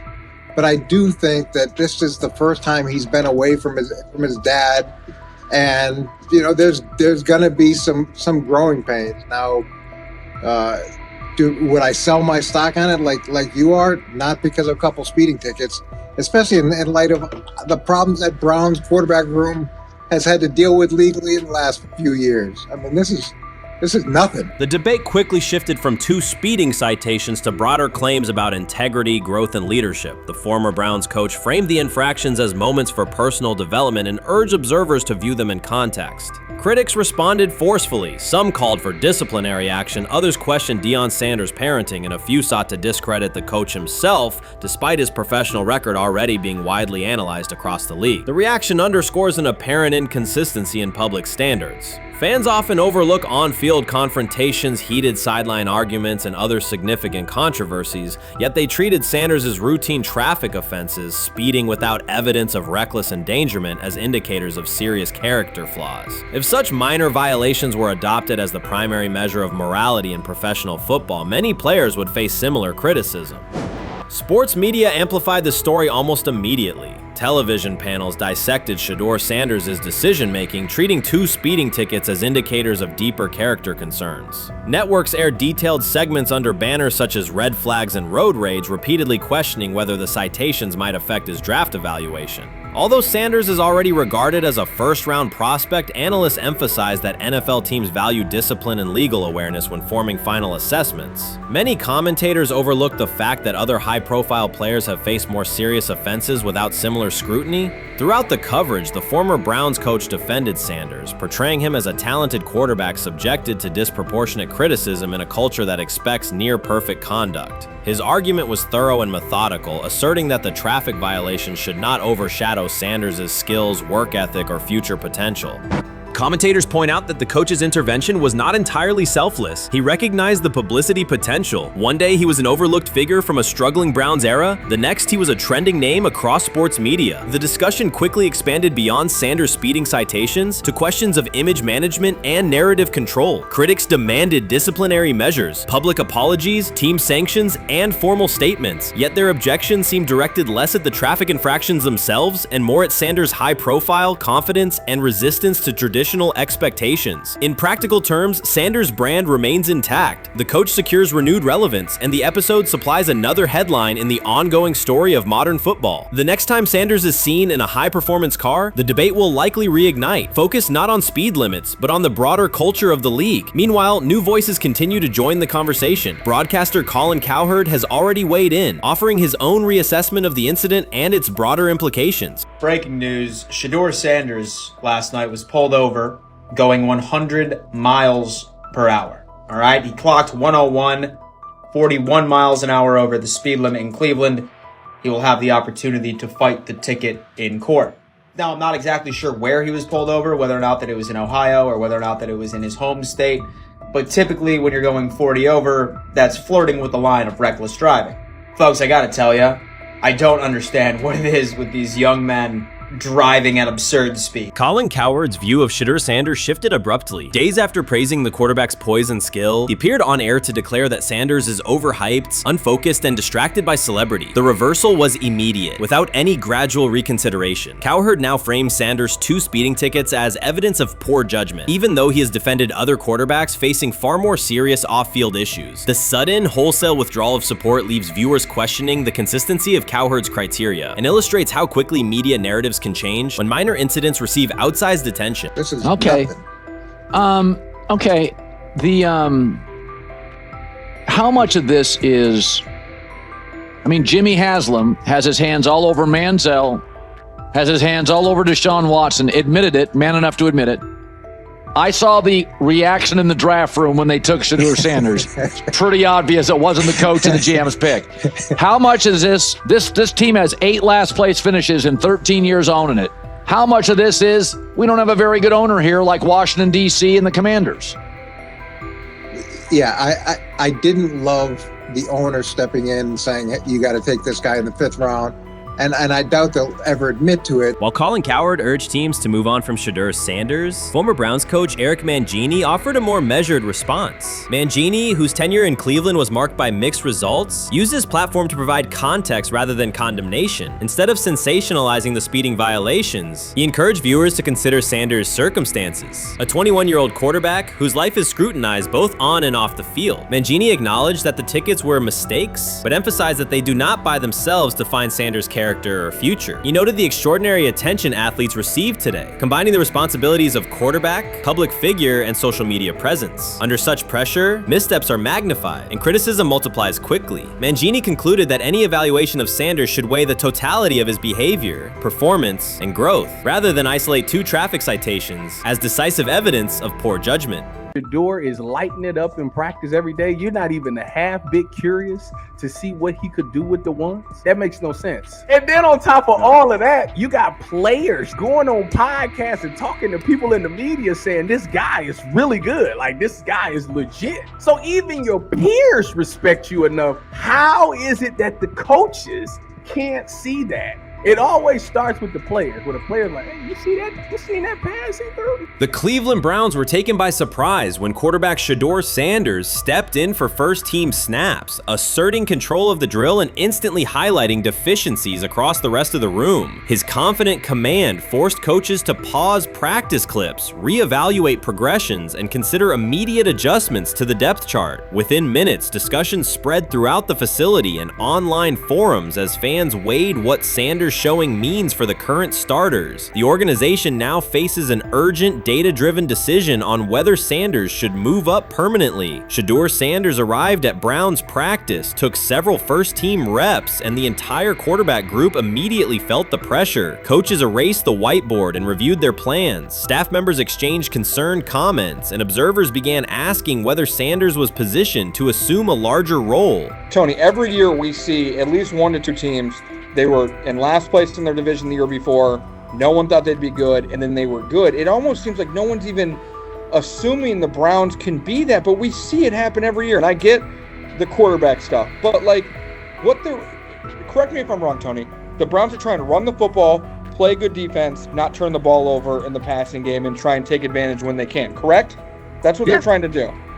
That was the 2020 offense. The Cleveland Browns are still searching for stability at quarterback. Deshaun Watson is yet to deliver consistent starter-level production that justifies his contract, and each game renews doubts about whether he can regain peak form. Behind him, rookie Dorian Thompson-Robinson shows promise but remains inexperienced and unpolished. Coaches are evaluating alternatives each week and may need to adjust the depth chart if progress stalls. The roster around them is built to contend now, so ongoing uncertainty under center is increasingly costly. As we talk about, we do believe in best player available. We do believe in positional value, and we didn't necessarily expect him to be available in the in the 5th round, and so we love adding competition to every position room and adding him to compete with the guys that are already in there. We felt like that was the appropriate thing to do. The Browns quarterback group is unsettled. Deshaun Watson has yet to provide the reliable, high-level play his contract demands, while rookie Dorian Thompson-Robinson remains promising but unpolished. Depth behind them consists mostly of veterans whose experience lies more in holding clipboards than leading offenses. The coaching staff needs an immediate answer, not a 3-year development project. Shedeur Sanders enters as that potential solution. At Colorado, he passed for more than 3,200 yards despite working behind one of college football's poorest offensive lines, consistently demonstrating poise, quick processing, and accurate ball placement under heavy pressure. Film shows steady reads and disciplined footwork, traits that offset concerns that his profile is built on family name or media attention. Cleveland viewed the signing as a low-risk, high-reward move. Early in camp, Sanders received a handful of first-team snaps intended merely as an evaluation. Those plays quickly changed practice tempo. The ball came out on time, receivers hit their landmarks, and the defense struggled to adjust. Coaches immediately expanded the review using phrases such as evaluate every option, an indication that the depth chart was no longer fixed. Watson sensed the scrutiny. Thompson Robinson increased his urgency. Within minutes, competition in the quarterback room intensified. Sanders repeated that performance in subsequent sessions. His footwork remained clean, progression sharp, and throws firm and precise. Each strong rep forced staff to reassess the plan to keep him buried on the developmental track. The broader context magnifies the pressure. Cleveland's roster is built to contend now. Fans are weary of quarterback turnover, and the front office cannot afford another costly misstep under center. Around the league, rookie passers rarely wait multiple seasons anymore. Joe Burrow, Justin Herbert, CJ Stroud, and even late pick Brock Purdy established that precedent. If Watson opens the regular season and struggles, public calls for Sanders will grow, especially if the rookie flashes in preseason. Alternatively, another team could attempt to acquire him if Cleveland hesitates to elevate his role. Each scenario underscores the same reality. Sanders' emergence has turned a routine camp evaluation into a critical decision point for the franchise.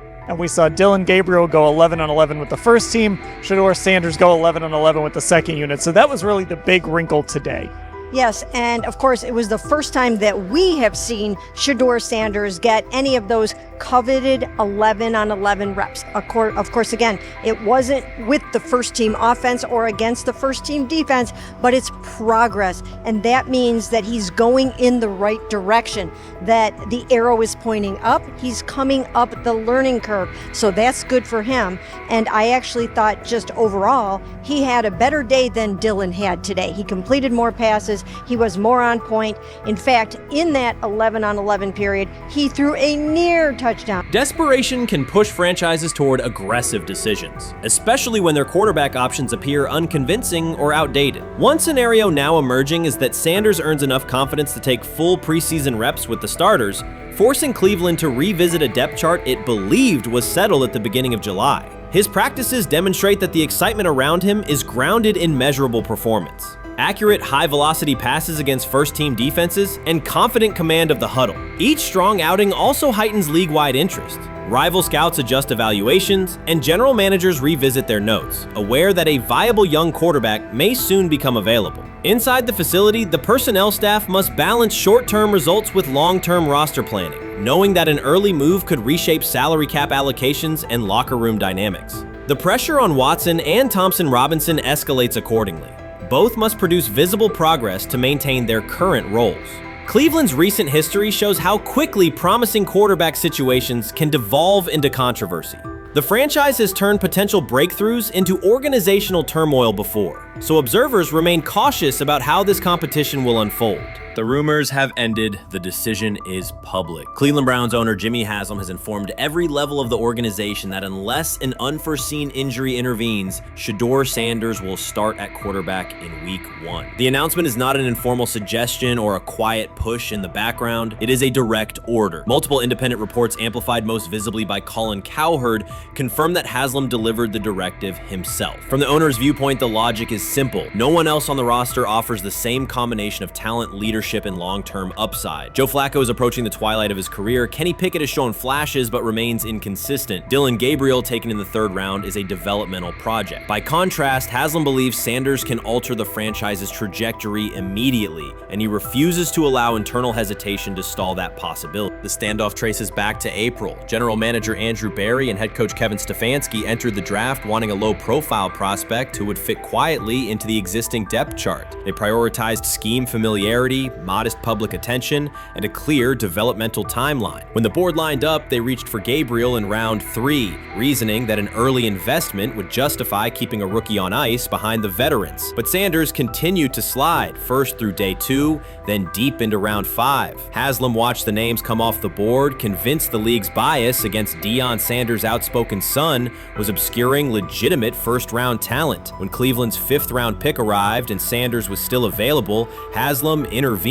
He did more than approve the choice. He overrode the original plan, making it clear that the organization would select Sanders and give him every chance to compete. From that moment on, the Browns' internal narrative splintered into 2 camps. those ready to accelerate around their owner's vision, and those still trying to protect their original approach. Once rookie minicamp began, Sanders erased much of the speculation. He commanded huddles, processed coverages quickly, and delivered throws with anticipation that belied his draft slot. Teammates noted his willingness to accept blame for missed timing, then correct the error without dramatics. While Flacco and Pickett split most first-team reps, Sanders treated limited opportunities as full-speed auditions. During organized team activities, he identified blitz looks, redirected protections, and consistently found his second read when the primary route was covered. More than one defensive veteran told local reporters that Sanders looks like the best arm in the building. That assessment forced Barry and Stefanski to reevaluate their timetable. They could no longer label Sanders a long-term project without contradicting on-field evidence. Drafting Gabriel 2 rounds earlier had provided the staff an excuse to slow roll Sanders' ascent. Coaches could point to investment cost, meeting room familiarity, and installation comfort to justify Gabriel's snap share. Yet each practice rep in which Sanders outperformed the third rounder weakened that shield. Behind closed doors, position coaches began requesting more Sanders film for cut-ups, and offensive assistants quietly shifted meeting questions toward concepts the rookie already executed well. By mid-June, Barry himself started describing Sanders not as a developmental asset, but as a competitive option.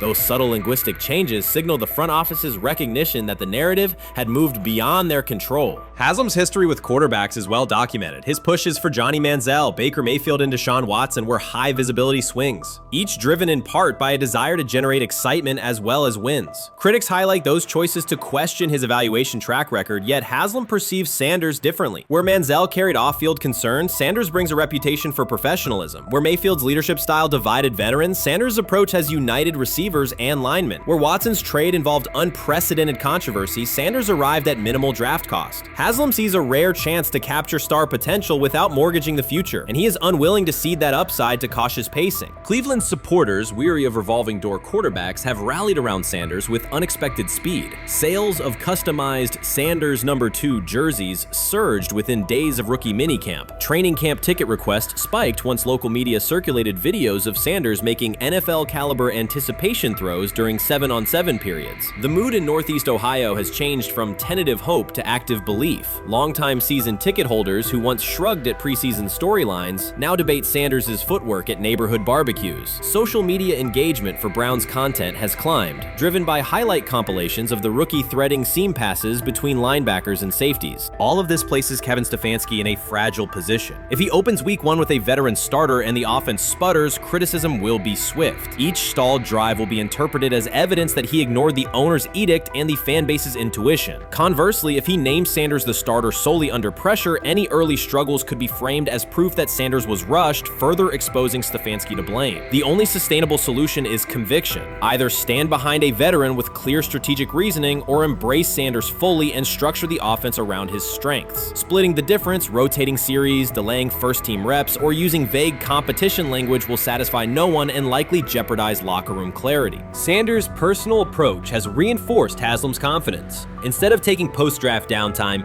he traveled to Texas to train in full Browns gear at facilities near his father's home. The leaked clip of Sanders executing footwork drills in helmet and pads wasn't a marketing ploy. It was a glimpse into a quarterback visualizing Week 1 live. Team personnel who viewed the footage recognized purposeful rehearsal, cadence calls, pocket movement against simulated pressure, and follow-through adjustments based on imagined rush lanes. Observers asked why a rookie would conduct such intense solo sessions in May. The answer is straightforward. Sanders does not view himself as a developmental pick. He considers himself the starting quarterback of the Cleveland Browns and prepares accordingly.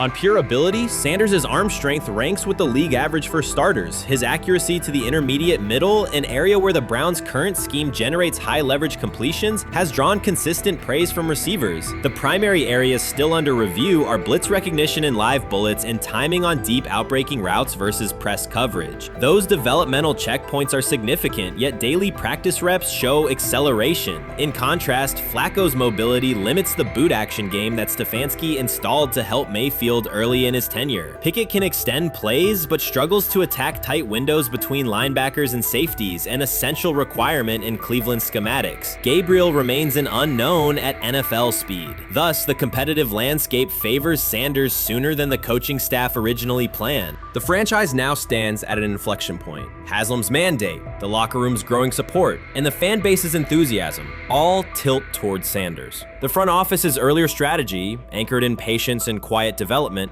is increasingly untenable. Barry's shift in messaging indicates grudging alignment, but final authority over the depth chart rests with the coaching staff, unless ownership directly intervenes on game day decisions. A move rare but not unprecedented in the NFL. Should Stefanski align with the owner and name Sanders the starter before preseason concludes, he can claim proactive vision and tailor the offense through training camp. Should he resist and open with a veteran who falters, he risks rapid loss of credibility and possibly his position. Either path carries pressure, but only one aligns with the momentum sweeping through the building.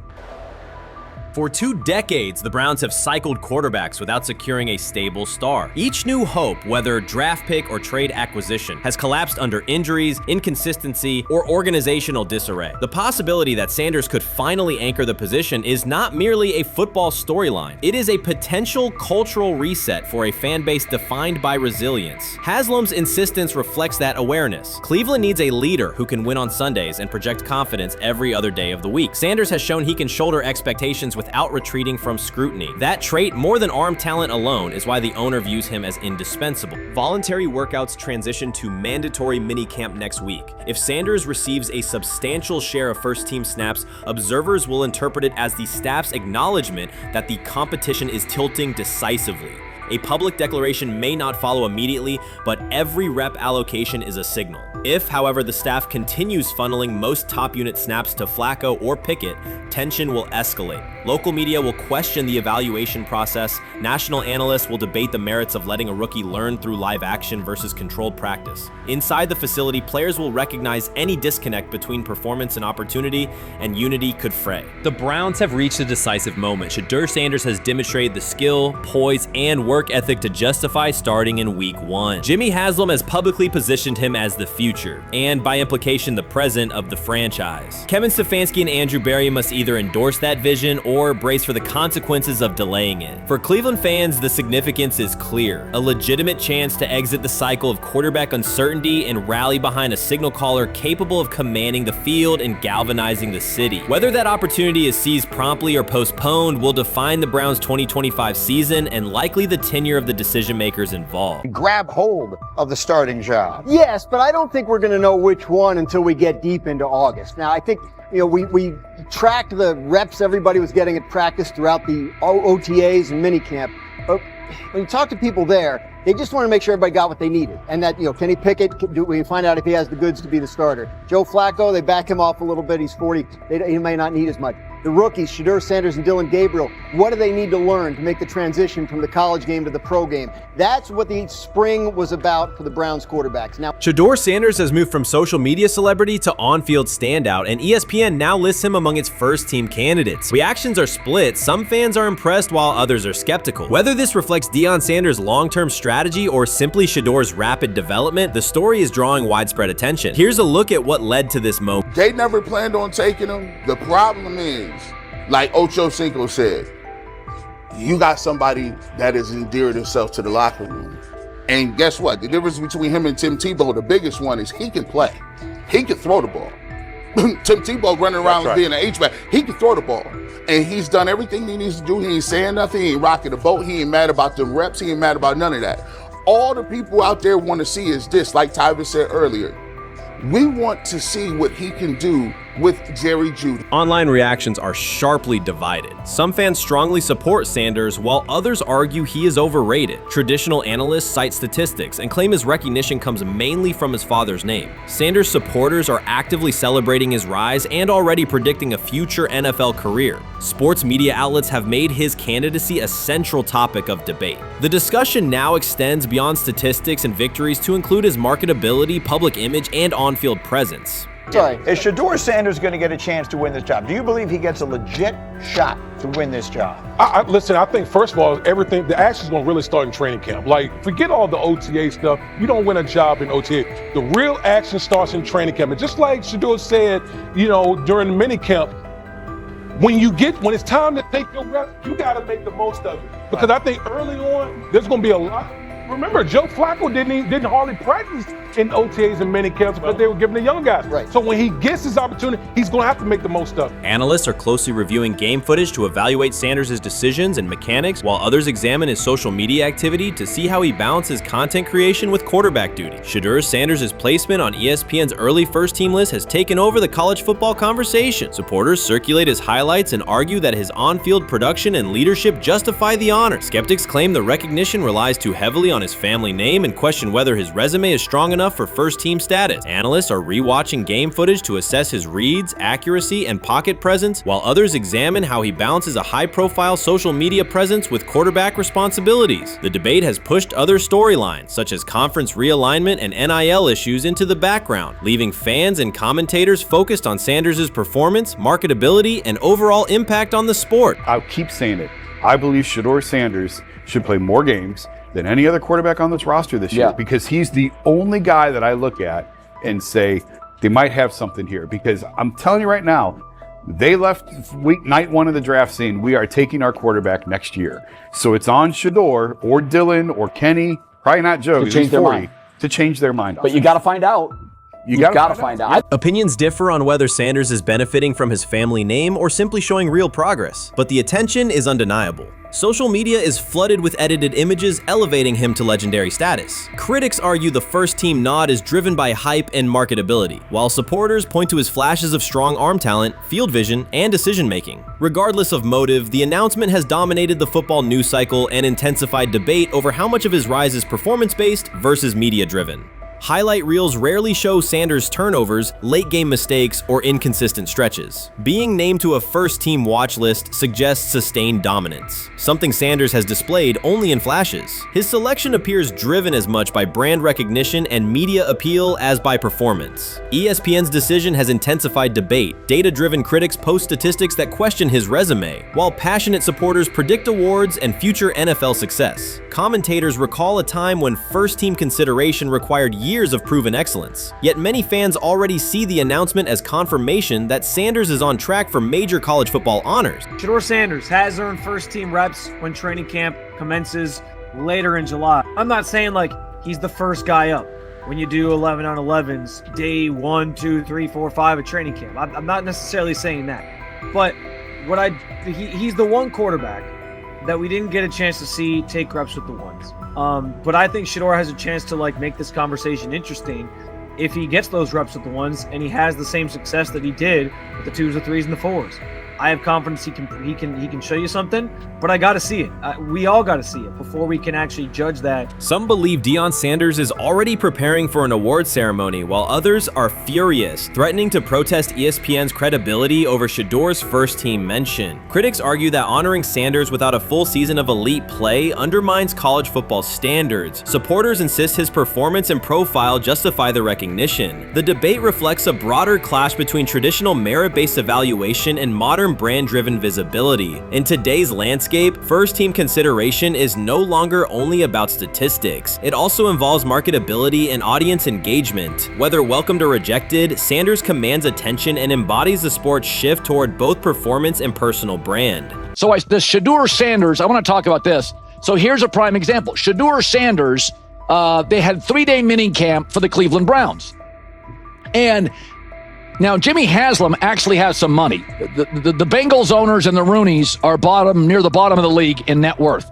But what the Browns have is what I would call the Buffalo Bills used to have this years ago, pre-Josh Allen. What are Browns veterans saying about Shedeur Sanders behind closed doors? According to internal discussions, the feedback goes beyond casual praise. Several veterans describe his performance as franchise level. Private locker room conversations compare his command of the offense to established starters. And one senior assistant reportedly called him Sunday ready after a single walkthrough. The consensus is that front office staff and coaches have taken serious serious notice. Inside the Browns facility, informal conversations circulate among players and coaches. These remarks carry significant weight in personnel evaluations and often influence practice rotations. When veterans speak this strongly, the message typically reaches decision makers quickly, especially during roster planning. In short, the internal perception of Sanders is already affecting how the staff views the current quarterback depth chart. Browns vets kind of weigh in on Shedeur Sanders and how he's been since he arrived in Cleveland, in Pound Town.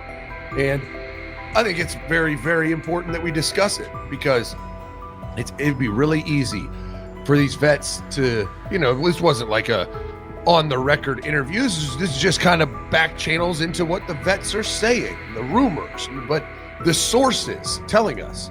And we have a couple quotes, but Shedeur Sanders, Cleveland Browns, it seems like it's going well. And it's almost like you don't want to talk about it. At the center of the growing internal buzz is Shedeur Sanders, the rookie who entered Berea with late-round expectations but is being discussed privately as a potential long-term starter. This is not a routine camp tale about an extra arm taking practice snaps. Sanders has seasoned teammates, players with playoff mileage, quietly reassessing his ceiling. Observers who overlook these conversations risk missing one of Cleveland's most deliberate personnel moves in years. Sanders is not on the roster because of his surname. The Browns reviewed their quarterback depth, weighed costs, and chose a controlled, development-oriented option they believe can stabilize the position. His presence is already changing practice dynamics. Veterans notice his pocket awareness, adjust routes to his timing, and acknowledge that he processes coverage at an advanced level for a first-year player. Leadership patterns in the huddle feel different. Sanders delivers with precision and composure that challenge defenders to reevaluate their calls. The strategic upside is clear. A 4-year rookie contract offers cap flexibility while other franchises cycle through expensive stopgaps. Coaches and front office staff view Sanders as a calculated investment, not a publicity experiment. Outside chatter still focuses on Joe Flacco's age or Kenny Pickett's development. Inside the facility, however, veterans pause film sessions to dissect Sanders' ball placement and progression speed. Position coaches highlight clips where he works through reads decisively and delivers on time, traits rarely attributed to rookies. Sanders' confidence is measured rather than theatrical. He moves as though the NFL tempo is familiar, and that calm spreads across the roster. Experienced defenders are rechecking the depth chart and asking if the quarterback competition is tighter than publicly acknowledged. Great kid, and whether it's a following that he's earned, I mean, that's something that he's done a great job of interacting with fans, and but he is a great kid. You guys will get to know him more. He's working like crazy, just like all the guys. He's another young man. These rookies, my office is downstairs. As they got to walk by my office as they come in. They come in early. And Shedeur, just like all those guys, he's in there early. He's getting his work done. He has not yet secured the starting job. Evaluations so far come only from brief practice periods, no comeback drives, no national headlines, just steady execution in shorts and helmets. In a league that celebrates splashy debuts, Shedeur Sanders is earning trust rep by rep. Veterans typically withhold judgment until late in camp, yet several are already studying his footwork and timing, which suggests genuine respect. Inside the building, coaches sense that the Browns may have finally found a stabilizing presence at quarterback. Cleveland's recent history underscores why this matters. The team has started 9 quarterbacks over the past 2 seasons, an indicator of instability rather than depth. Sanders arrives with composure, arm strength, and a well-known surname, so any sign of readiness is magnified. Financial context also plays a role. The Browns are allocating a significant portion of the salary cap to Deshaun Watson, whose performance has not matched that investment. To manage costs, the front office signed 4 additional quarterbacks on low-impact contracts. Together, they account for far less than Watson's annual cap figure. If Sanders continues on his current trajectory, that structure could give Cleveland both competitive clarity and much-needed financial flexibility. He's the only person who's come out and say, hey, man, this dude look kind of good, man. Let me tell you what I heard. A lot of people reaching out to players in the locker room and stuff. To me, I think this is it's a red herring. Like, I'm supposed to suspend myself to this belief that he was going to look bad. I've never expected him to look bad to start with.